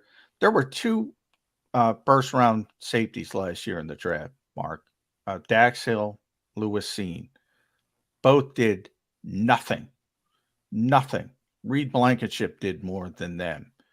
To assume, and those guys are first round picks, to assume a 3rd round pick is just going to step in with no hiccups. Howie likes to say hope is not a strategy. Hope is not a strategy. So I think the guy, Terrell Edmonds, is going to be a starter. And I think Sidney and Reed will be battling to be the other starter. If somebody shakes loose, I could see the Eagles making a move. But linebacker is a bigger issue. I mean, same thing. Nakobe Dean had 34 snaps last year. He played 34 defensive plays. And a lot of people, well, Nakobe was good at Georgia. Okay. Lewis Seen was good at Georgia. Devontae Wyatt was good at Georgia. They had 5 first-round picks last year. People think Jordan Davis is a disappointment. I would say incorrectly. He's not, but nonetheless, he only played what he played. Trayvon Walker was the number 1 overall pick. He was the best of the 5. Quay Walker. It takes time. They all might be great players, but it takes time. Same thing's going to happen with the Eagles and Nakobe Dean. And there's the guy, and people who watch this show know TJ Edwards was stinking good last year. Really good. And he played in a ridiculous number of snaps, healthy for all 20 games. Kaiser as well. 2,300 snaps between the 2 of them they have to replace with Nakobe Dean and Nicholas Morrow. That is the position where if they can pull off a Chauncey Gardner-Johnson-like trade, I think it happens in linebacker. But it's got to be cost effective. They're not spending money on the position. It's got to be a rookie deal. Not a guy like Patrick Queen who's going to make an ask for an extension for $10 million a year. It's got to be cost effective because they don't believe in paying that position. No, so here's where I could be confident about Nakobe Dean. Yes, I did watch him at Georgia, but again, I always love when NFL players talk about rookies, veteran NFL players talk about rookies, and they're like, yeah, well, let's see what happens when he's got to get hit by a man or he's got to get blocked by a man and not some other college. Well, that's why kid. Jordan's so important because if NFL offensive linemen get to the 2nd level and Nakobe Dean, it ain't going to be good. It ain't going to be good, but And that's why the Eagles' defensive line is so important. And they're good. The defensive line is good. They have to keep blockers off Nakobe Dean. They have to. So say what you will about Jonathan Gannon's scheme. Say what you will about even what Sean Desai's scheme could be. Over the last 2 starting middle linebackers, Alex Singleton and TJ Edwards, those were undrafted linebackers coming in, and they played well. Not great, not Pro Bowl, but they played well. So now you have a guy that many thought was first-round talent at Georgia, slipped in the draft to the 3rd round, did not play, obviously, a lot last year. You mentioned the 34 snaps, so that's hardly at all in a 17-game season.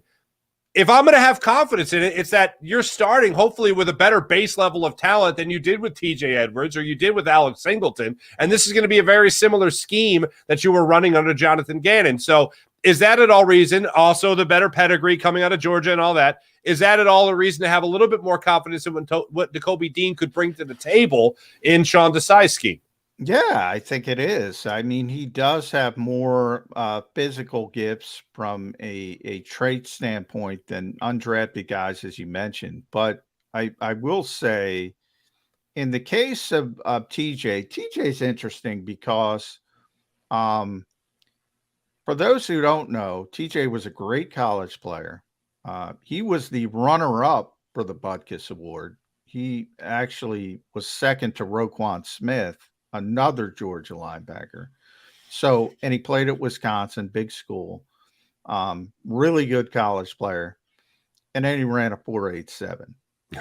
And that was it as far as the NFL went. And he just had a bad day. He had a bad day. He never was a 4.87 guy. Now, I'm not saying he was speedy because he's not, but he worked hard. If you saw TJ day one versus TJ who left, he completely remade his body. Was probably running 4.6 by the time he left. Really worked on his game. Tremendously instinctive, very much like Nakobe. Again, great college linebacker. Always had that part of it. And he was 240 pounds. He's like legitimized NFL linebacker. So, you know, is Nakobe a better athlete? Yeah. Does he have similar instincts? Yeah. TJ's old school downhill thumper. Nakobe's very undersized. You know, to the point where, as I said, not if, you know, Jordan Davis, Noah Ellis, Marlon Tuipulotu, anybody who's playing the nose tackle or the shade technique in those 50 fronts, they have to keep blockers off Nakobe Dean. TJ could get off blocks. I don't think Nakobe's going to get off NFL blocks. It's just not big enough. One guy that has blocked a NFL linebacker or two is a tight end named Colin Thompson, local product, Archbishop Wood's own, Temple University's own. And if Not For Long Media will be joining us coming up next here on Birds 365. My name is Mark Farzetta. I'm in for Jody McDonald, and that's, of course, Johnny Mack. You know him and you love him. And we'll be back in just a minute with Colin Thompson. Do you stream on a Roku, Fire Stick, Google TV, or Apple TV? Now you can watch 6ABC 24/7 with the 6ABC Philadelphia streaming app. And the big story on Action News? Search 6ABC Philadelphia and start streaming today. Go to get your game on. Go for the beers. Go for the cheers. Go for the hit and the hits. Go for the stakes and the stakes. Go to get your parlay on. Go to get your party on. Go for the scene. Go for the screens. Go for the gallery. Go for the win. Go to Ocean. Visit theoceanac.com to plan your visit. The greatest fans on earth. It's a bold statement, but would you expect anything less from Philadelphia? 58 years of heartache creates a toughness, a grit, a resolve not found in most. Sure, our prayers were answered, but now that we've had a taste, we're looking for more. Pondley Hockey, official partner of the Philadelphia Eagles.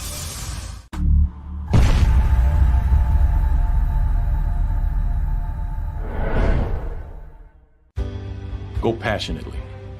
Go fearlessly. Go confidently. Go Birds! Go confidently towards your goals with First Trust, Philly's hometown bank for nearly 90 years, and the official bank of the Philadelphia Eagles. We're focused on getting you over the goal line. So go with conviction, go with trust, Go Birds! and go forward with us by your side. First Trust Bank, the official bank of Philadelphia Dreams. Oh, and go Birds. All right, did you know I was the mommy slam dunk champion? Really? Yes, really don't sound so surprised. Let's see it. Oh, you're ready. All right, here we go. Let's hear the crowd.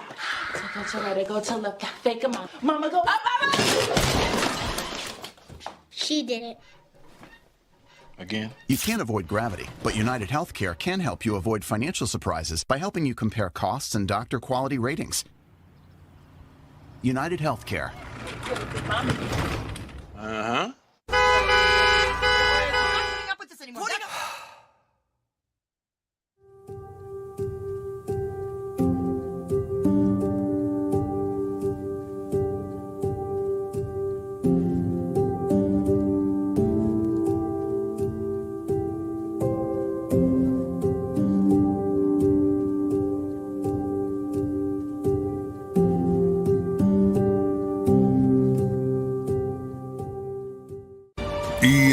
EAGLES, Eagles.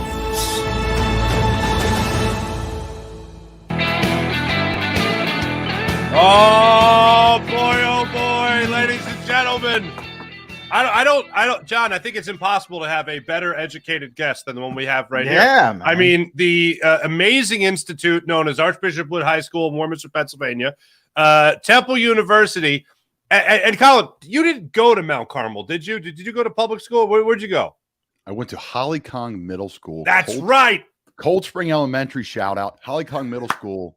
And then instead of walking across the street to Central Bucks East, I waltzed my way down York Road to the finer institute of Archbishop Wood. There we go. Now we have a NBA champion, Colin Gillespie, too.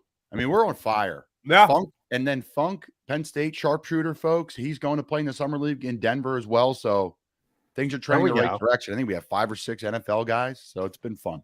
Yeah, all kind of around our group there. It was a lot of fun. Now, Colin, do you know? Because I did not know. Now, Mark went to Temple, obviously, but he went to Archbishop Wood. But obviously, he's older than you. So, did you already know this? I did not know this. Yes. Okay. Listen, So you have tremendous success from Archbishop Wood. You got morning radio hosts. You got NFL tight ends. My God. I saw something the other day, and it's silly season here on social media. It's always silly season. No, but this is really bad because there's nothing to talk about. So we have Howard Eskin saying Joel Embiid's not a top 5 athlete in the city of Philadelphia. He may be a top 5 athlete on planet Earth. Like literally, like when you talk about pure definition of an athlete, yes, it's like that athlete, guy and like LeBron and like Usain Bolt, right? So, but someone said the other day, Kyle Pitts, they put a GIF up. Is Kyle Pitts the biggest bust tight end of all time? First off, you have to be a bust to be a bust tight end. Just like ridiculous. And I'm like telling everybody on my show, I'm like, don't react to it. Of course, I'm reacting to it. Yeah. Well, I say just don't react to it. Like I was talking about TJ Edwards since he came on, because TJ is a guy who stud. He was undrafted coming out of Wisconsin, but he's a great college player. But he ran a 4.87, so he got labeled. You know how that works. He had a bad day. He never ran a 4.87 in his life, probably the day before, the day after. And then he improved himself. He worked on his body. And I got Eagles fans. He turns into this great player, and I got Eagles fans saying, oh, he had one good year. I mean, the guy started 4 games as a rookie. By year 2, he was, say what you want about PFF. By year 2, he was top 20. Then he was like 11. Then last year was like 6. He gets paid by the Bears, but he leaves, so now he stinks. My whole thing is, where are these other guys at that are really good? Exactly. Like, if he stinks, yeah. Where are these other? It's so hard to make it in this league, and everyone says, "Oh, whatever." It is virtually impossible to get to where he's at from being undrafted. Yeah. And again, started as a special teamer. That's how most guys make it, right? Guy at Temple, Sean Bradley, kind of waiting in the wings there. He's been on punt. Trey Burton. I played with Trey at Florida. Trey was one of the most dynamic athletes I've ever played with. He's a quarterback, man. And played running back, played wide receiver, played tight end at Florida, Yeah. punt returner. He plays punt and kickoff for his first 3-4 years with the Eagles. They had really good special teams then. They won a Super Bowl. He got paid, and he had some issues, but still had success in Chicago. But no, that's how you make it in this league. No one comes in and starts right away. It's so hard. It's a grown man's league, and you're coming out of college where you're 21, 22. You need to cut your teeth on special teams, and then your moment happens, and you have to be ready for it. Zach Ertz went down, and Trey came in. I guess I would think it was the Rams game when Carson got hurt. He had a bunch of catches, and then he broke the market as a tight end. So I digress. We're all over the place to start, but it's hard to make it in this league, and it's super impressive, what the Eagles have done with their team and their roster and how they replenished it, and guys get signed, and now guys have to step up and do it again. Yeah. Colin, when I heard we were going to be talking to you today, I was like, this is the perfect storm. I'm filling in for Jody Mack. I know Colin a little bit. I can't wait to ask him this question. This is we talk about silly season on social media. This is don't be an idiot season if you're an NFL player. This is the space between the OTAs. So you know exactly what I'm talking about. The space between OTAs and the space between training camp. What gets said by the head coach, by the position coaches, by the GM, the owner, whoever it might be? Is it as simple as, all right, guys, you're young, you have money, and you got nothing to do for like 90 days. Don't be an idiot. Like, what gets said at this period of time? We're already seeing a couple of things in the NFL, but is there anything that gets said, any message from the higher-ups in the locker room about this downtime, this silly season, this don't be an idiot time? What gets said? Well, there's a couple things to unpack here. First, I think the schedule's botched. I think we should have a longer off season when the season's over, and we should come in a month later. So this period is a shorter period of time. Okay. Because you're gone for like a big block of time now, 6 weeks. And then you come back and you have to restart everything. We did it the COVID year and had success. We came in a little earlier, like mid-July, and then we picked things up and rolled through. So I think this should be a shorter window, personally. I think it's going to help with injuries. It's going to help with off-the-field issues. It's going to help with playbook retention. So that's the first thing I would change. Secondly, what's communicated? Exactly what you're saying. There's a team meeting at the end of mandatory minicamp, usually the last day of mandatory minicamp, if it's going well, and usually everything's going well. They say, hey, no practice today. The night before, an operations guy will give you the elbow and say to the 2 or 3 guys that like to have a good time and ring me, not saying I was or was not that guy. They would say, hey, no practice tomorrow. Have a good time tonight. Okay, great. The guys will go out, tear it up. Almost like an end of the, I'm not even saying it has to be like a big party, but it would just be something to get together, go to dinner, knowing that tomorrow, hey, listen, the summer is over. Then you'd have a meeting that Thursday, say at the end of minicamp. Guys, we need to be dialed in. We need to stay out of trouble. I'll never forget Ben McAdoo, one of my favorite coaches of all time. I hated him when I was with the Giants. He crushed me. You can't catch. You can't stay on sides. You can't block. Why are you here? And I was so tired one time. I caught a ball in the flat, and I turned up, and I tried to smoke this corner. Ended up, hitting me good or whatever. I was so tired. I'm like, I'm not running out of bounds. I'm just going to like fall into this guy and like get tackled and go to the next play. He's like, who do you think you are? This ripping me. Like, I was like, man, I hate this guy. So Coach Roll interviewed him. I saw he interviewed him in Carolina. I'm like, oh my God, this guy's it's going to be horrendous for me this year. Ended up being one of my favorite coaches of all time, and really misunderstood from the public eye about how good of a football coach that guy is. As a genius. I loved him. Absolutely loved him. That's a side story. I know I'm rambling on, but when we were with the Giants, I was there 2017, and Ben's like, really like, I'm not going to say what his 3 words are, but to stay out of trouble with, but it's burgers, beers, and something else. You need to stay away from it. And if you mix all 3 of them, you are going to get in trouble. Something's going to happen. You can have all 3. You pick one. So long story short, we came back and no one got in trouble that offseason, and we had a brand new pair of Jordans in our locker. I still have those Jordans. I never wore them. They're mint condition. So Yeah, Gotta long put story those short. on eBay, Colin. Yeah, You don't need going. it, but, I'll wait a little bit. All the guys in yeah. Carolina are like, wait a little bit. So I know it's a long-winded answer, but No, that's yeah, great. A little bit of a gift, a little bit of something. But I would fix the whole structure. I think you could come back later. So would that be like 2 weeks then between OTAs and training camp? Yeah, I think 2 to 3 weeks is fine. Okay. All right. Like you go home, you know, again, everyone's off July 4, like build it up till July 1 and then give everybody off so then you have like just a month. I think it's too long. I think there should be more time off in the off season. Gives more guys time to rehab away, pick where they want to live. And a lot of guys, people don't understand, they don't live in the city that they play in because you do have a lot of time off. And like a guy like me is undrafted. Okay, you know, I don't have a ton of money. I can't just uproot and say I'm going to just buy in Philly when I may get cut tomorrow. Right. So long story short, you just buy where you want to live eventually, or you're trying to figure that out, or you're renting or whatever it is. So yeah, it's unique for sure. Yeah, there's off the field things. I think people, especially with rookies, a lot of fans don't think about that stuff. There's so much upheaval. You're most likely in a different city. You got to find everything. You got to find a place to live. You got to now the team's going to help, obviously. As simple as finding a place to eat, going out, being comfortable, buying groceries, these little things. And these are very young people. You know, you think about going to a new city at 21, 22. That is something that I think people don't kind of grasp. Jordan Davis was talking about this with us in his second year with all the Georgia guys coming in, Nolan Smith, and he says Jalen Carter especially because he's had some off-field issues. And he mentioned how he, you know, goes out of his way, gets them out of the hotel room. When they get an apartment, takes them out to dinner, things like that, just to get them a little bit more comfortable. That is one thing that I really think fans don't understand. It's not a video game. These are human beings.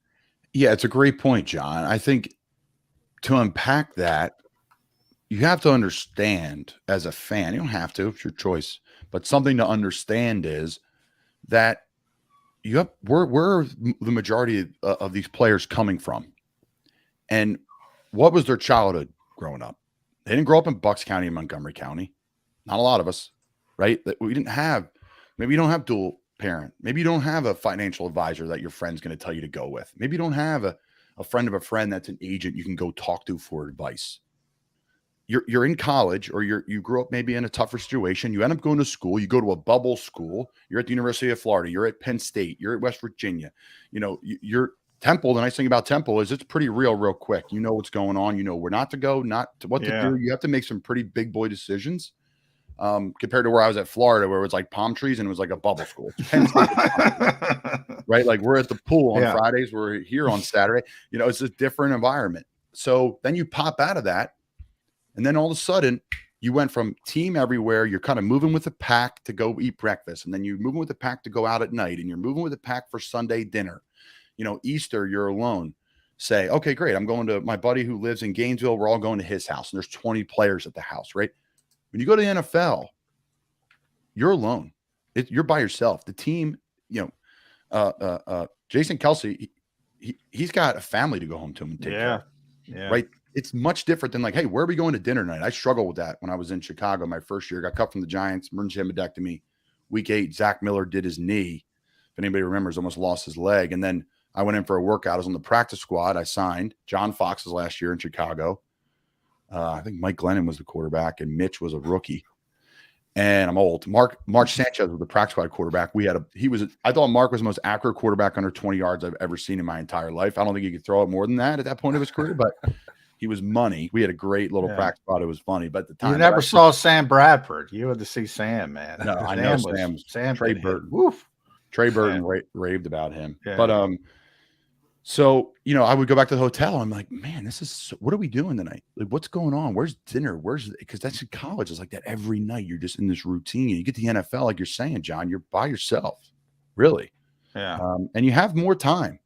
And people realize, like, I have a media company. I have a podcast. Everyone's like, how do you do that? It's like, I don't know. Like, even if I go in early, I'm in work at 7. I'm in an hour and a half before the first meeting.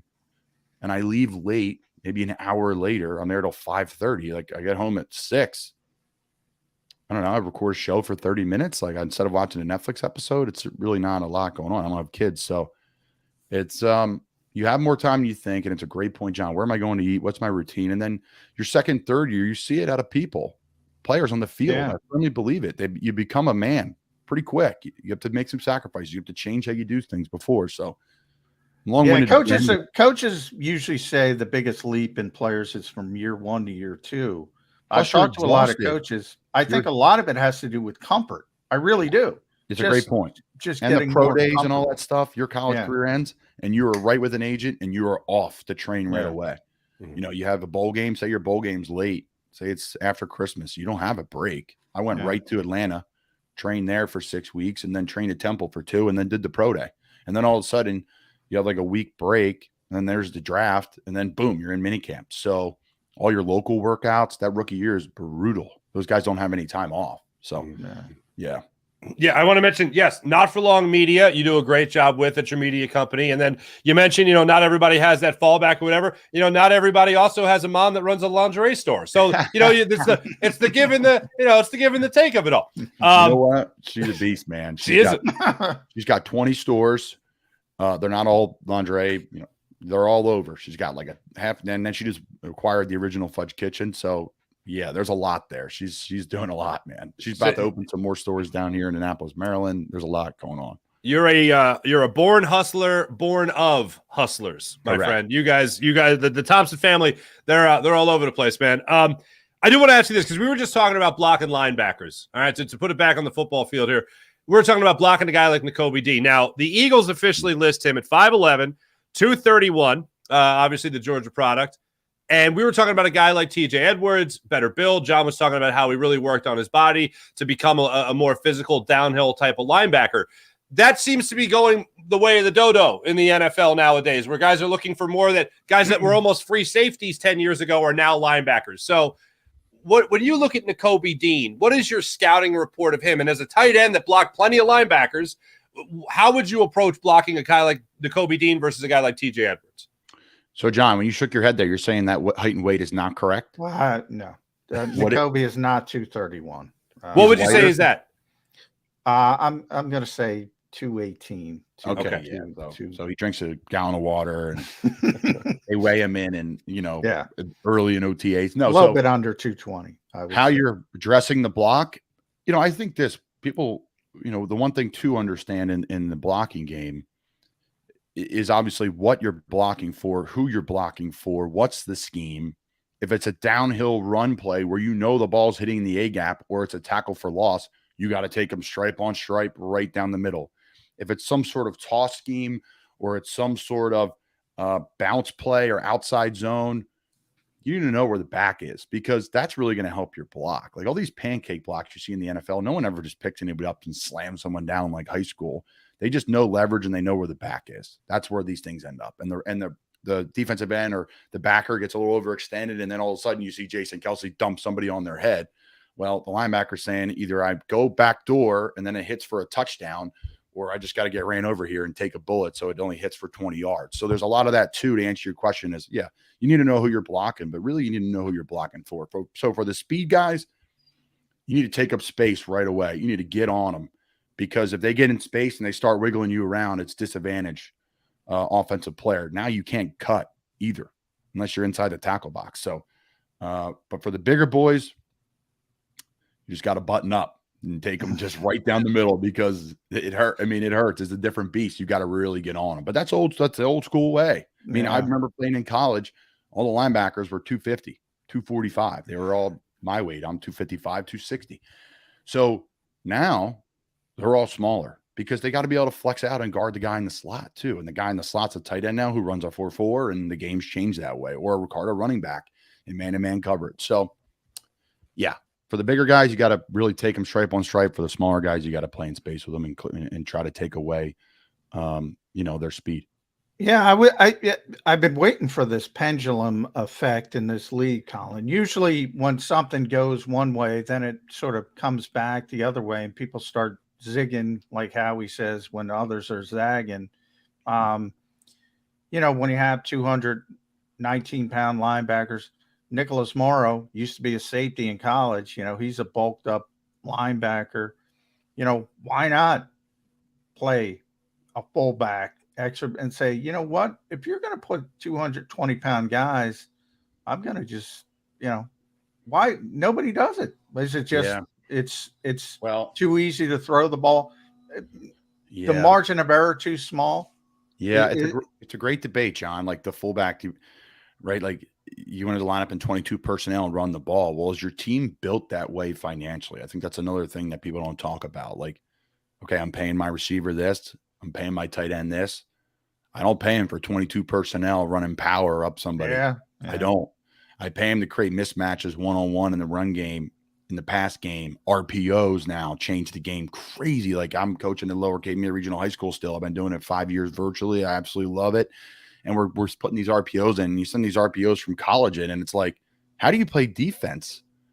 Like literally they're running counter and the O-linemen are 5 yards downfield and the guy's pulling it out and throwing a post because the safety's playing the run game and counter. It's not even football anymore, really.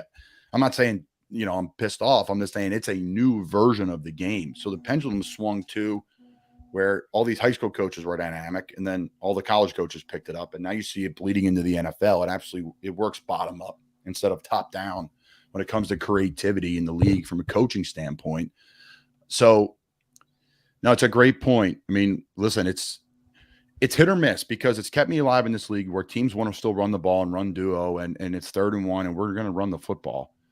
And some of the rookies can't do it. Some of the younger tight ends can't do it. So it's kept me alive and my phone is stayed somewhat relevant because these rookies can't do it. They play in a spread offense. So it's a great question, John. I don't think it's going to swing back to bigger linebackers though. I think it's always going to grow out. Like if you're a slow tight end, you move the tackle. If you're a slow receiver, you move the tight end. If you're a safety that moves okay, well, become a linebacker and move great, i.e. Hassan Reddick. Hassan played DB at Temple. I saw Hassan. And then all of a sudden I was like blocking my practice one day at like 190 pounds. Like, who's this guy? 30 pounds later. I see Hassan Reddick stretching next to Jordan Davis, and it's like, it's not that big. Yeah. Not that big. No. He's explosive and strong and tough. And yeah, we missed him in Carolina this year. I said it on the show before we were going to miss him. And man, you saw what he did in Philly. Yeah. You saw him after his mom got him that meal plan. That's to you, man. That's what went down. Real quick, the Eagles are depending on 2 rookies, defensively speaking, going into this year, in Jalen Carter and Nolan Smith. More so Jalen Carter. He's going to go in there. He's going to fill the role of a guy like Javon Hargrave and be a big anchor in the middle of that defensive line. Nolan Smith is another guy they're going to be depending on, but he's got a little bit more of a curve because the Eagles are pretty well covered in terms of getting after the quarterback. Obviously, 70 sacks last season was pretty good. But when you look at guys that are young coming into the league, you talked about your experience undrafted versus guys that were, first rounders. These 2 guys are first rounders. So when you're a first rounder, you're looked at as being depended on to make some kind of a difference. What type of advice would you give younger guys breaking into the league that know from jump they're going to have a heavy weight on their shoulders to help that team? Great question. I think the best advice I got was sit with the right people at lunch and breakfast every day. And you're really going to learn about a lot of things in life that are going to impact you on the field. So I was fortunate with the Giants. I heard that knowledge. I'm like, okay, I'm going to sit with Justin Pugh.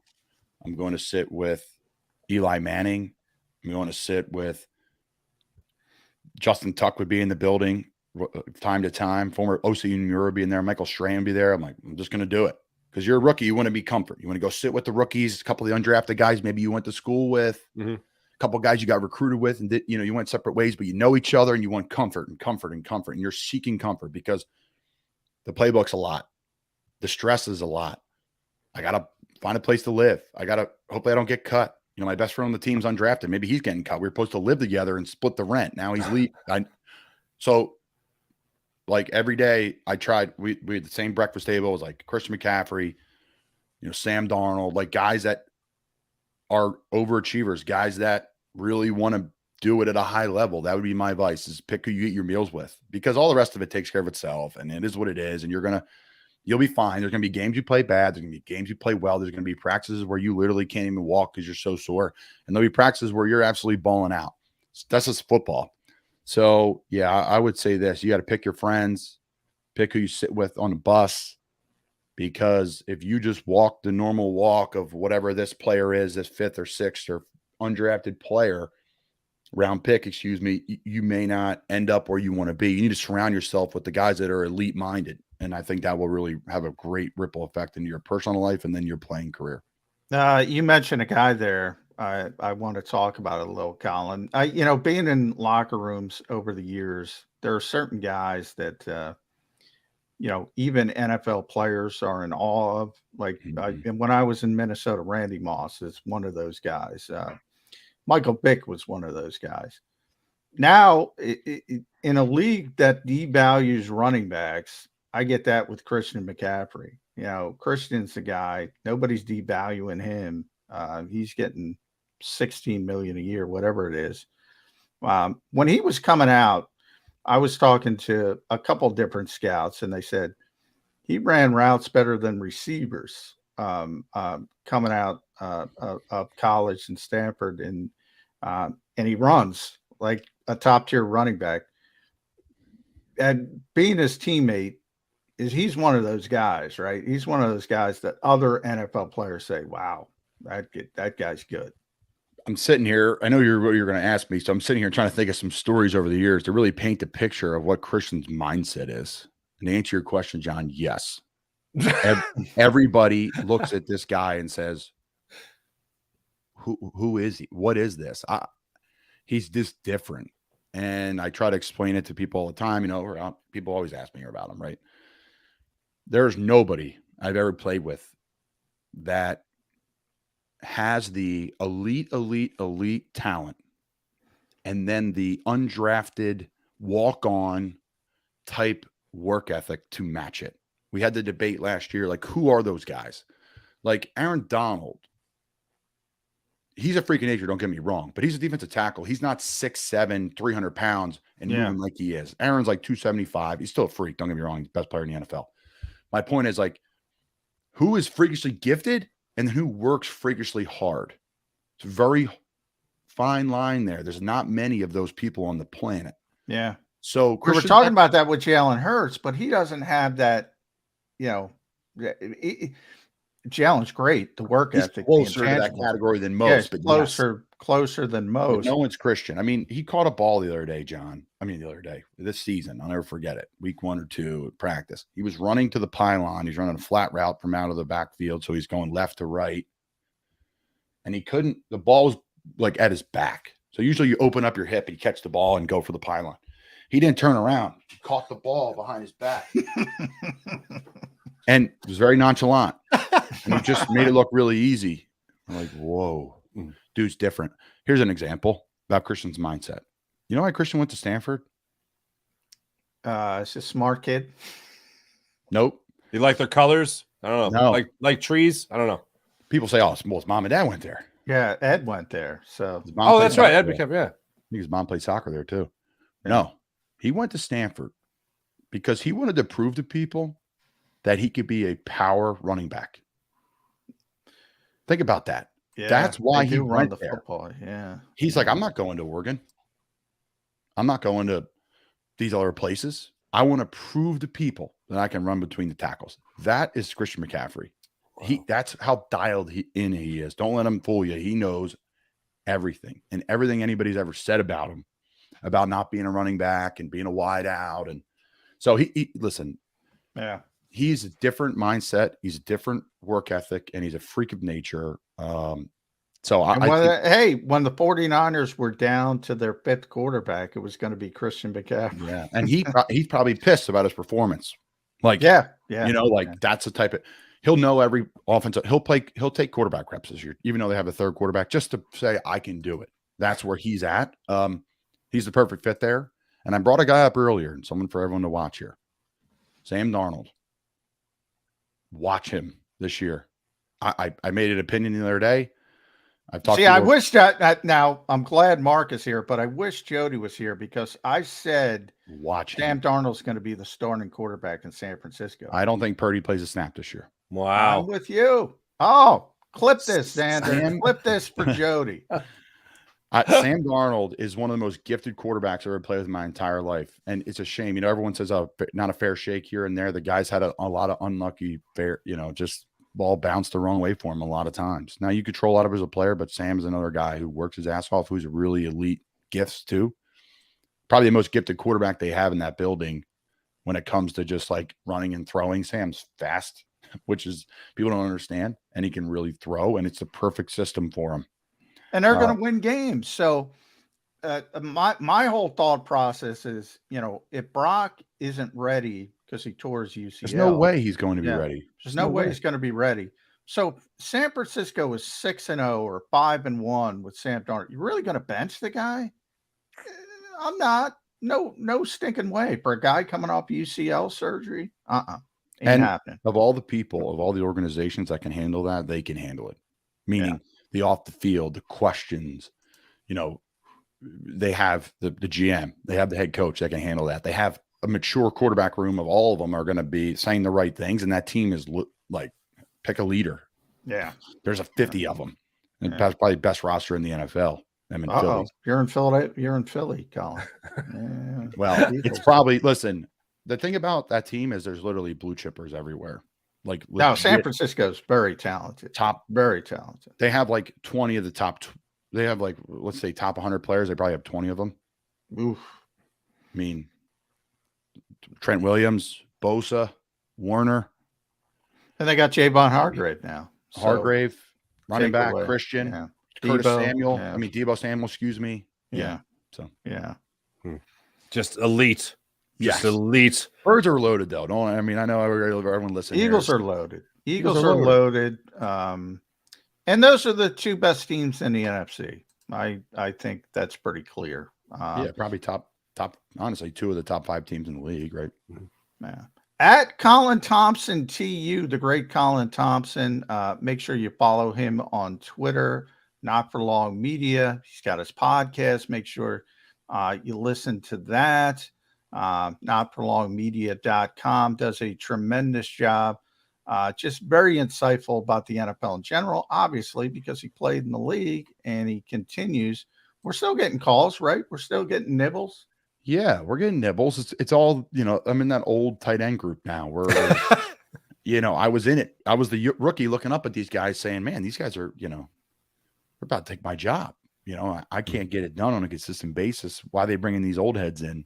They bring 2 or 3 of them in for a workout. They keep one of them, ends up playing, over a handful of games. Now, would you consider playing spring football next year, or I would. I'm not opposed to it. I had a couple calls this year with a couple different teams. They called and offered me opportunities, but mentally and physically, I was not ready for it. When you're going into those leagues, you need to be all in and ready to go. I have a ton of respect for those leagues. That's why I'm in the NFL. I played in the XFL. I played in the AF. It's not like an ego thing. I was dealing with a few injuries last year. I needed to make sure I was ready to go because I need to get my pension. I need to play a couple more games in the NFL, and that's the goal. So I'll be fine. The phone's ringing still. It's mostly, training camp stuff, in season, probably 10 teams I'm on a list for. So that's good. I'm okay with it. I know where I stand. And there's as you guys know, last year in Carolina, I got hurt. Ian Thomas got hurt. Our other tight end got hurt. 3 days in a row. We went from 6 guys in a room to 3.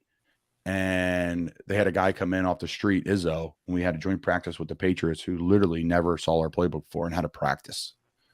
So you got to be ready to go. I mean, and it's crazy. I never forget. Ryan Izzo played for the Patriots actually, but I was like, I don't know how this guy's doing this. This guy's an absolute stud, but like just right off the street and right into joint practice. Jeez, man. Physical time of your life. So we'll see. I'll be ready. All right. Awesome. We know you will be, my man. Colin Thompson, make sure you guys give him a follow. You heard it from Johnny Mack right there, and also Not for Long Media as well. Colin, great catching up, brother. Thank you. And say hi to Sydney.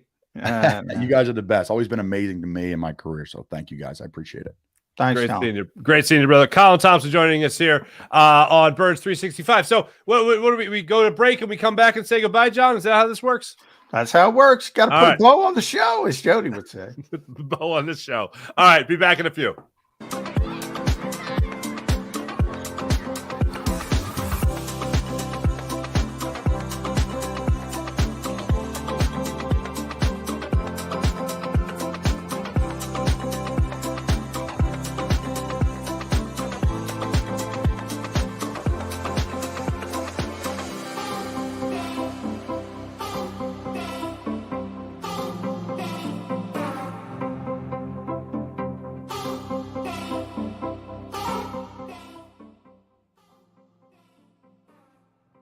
Heading down the shore. Have a ball once more. Here, imaginations run wild and time stands still. Because here, you can find the best of the Jersey Shore, all on one 5-mile island. So leave the old you behind and get lost in the woods. Wild, wild, wildwood days.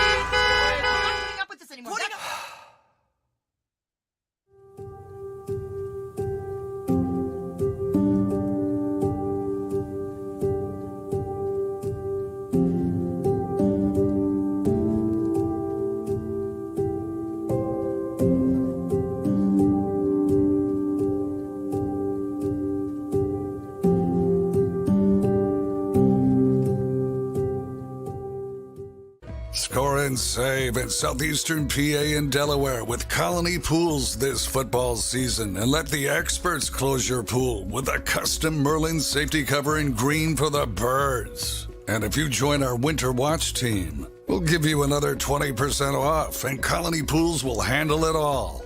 Keep your tiles on your pool, not in your pool. Fly with Colony right now, birds fans. Visit flywithcolony.com. Hi everybody, my name's Jason Lombardi. I'm an inspector at DryTech. At DryTech we offer 3 major services, the first one being basement waterproofing, the second service we offer is foundation and structural repairs, and then the third service that we offer is mold remediation. If you feel you are having a waterproofing issue, give DryTech a call or check us out online.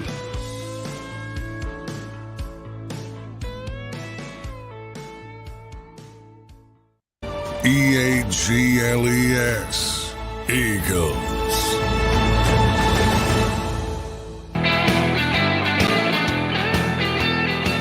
Johnny Mac, Mark Farzetta with you in for Jody Mac. This has been a blast, man. I mean, John, I always enjoy talking to you. You come on my show semi-regularly, and I appreciate you doing that. I get to talk to you during the Birds pregame show. It's good to have an extended conversation with you about Birds football, my friend. Yeah, it's awesome, man. I appreciate you jumping up and pulling in. You got to be ready, as Colin Thompson said. You're ready, man. Oh, yeah. You're just up behind that microphone. You're a pro, a true pro, and I appreciate it. It's it. You just put the ball on the tee for you, and you just hit it out of the park. That's it. That's all I got to do. I just, hey, Eagles football, and then you go, and it's a never-ending machine with you, my friend. Yeah, I appreciate it. Station to station, more than home run. Just get a single. Keep it moving. Keep it moving. Jody back tomorrow. Rob Ellis Thursday. Yes, that is the plan. Okay. So it'll be Jody Wednesday and me, then Rob, then Jody. Bang, bang, bang. And Mark Barzetta. It's like an all-star cast this week. There we go, man. Just cranking out the hits, my friend. John, this was great. Everybody in the chat, you guys were awesome in the chat as well. I was keeping an eye on you guys, trying to throw some questions in there from some of the things you guys were saying. So appreciate you guys in the chat as well. Now, I will be back on JAKIB Media tonight for the Phillies post-game show after the Phillies take on the Cubs at 8:05. I'll be right on here on JAKIB Media to talk all things Phillies after that game. So we have a good time doing that as well. Later today, what do we got? We got Sports Take with Rob and D Gunn, and we got the National Football Show. So Keep it on the JAKIB Sports YouTube channel. Fantastic. John, always a pleasure, my friend. I'll talk to you soon. And my best to Jody Mack as he returns to the seat tomorrow, and then Rob on Thursday. Thanks, everybody, for watching. This was a blast. Be back with you guys tonight after the Phillies game. See ya. You've been listening to Birds 365, the destination for the passionate Eagles football fan who bleeds green. If it's Eagles football, we're talking about it. Debate inside the locker room and guests that are some of the greatest football minds from around the region. We hope you enjoyed the show. We know we had a blast. Make sure to like, comment, and subscribe, and we'll be back soon. But in the meantime, hook up with us on social media at JAKIB Sports. See you next time on Birds 365.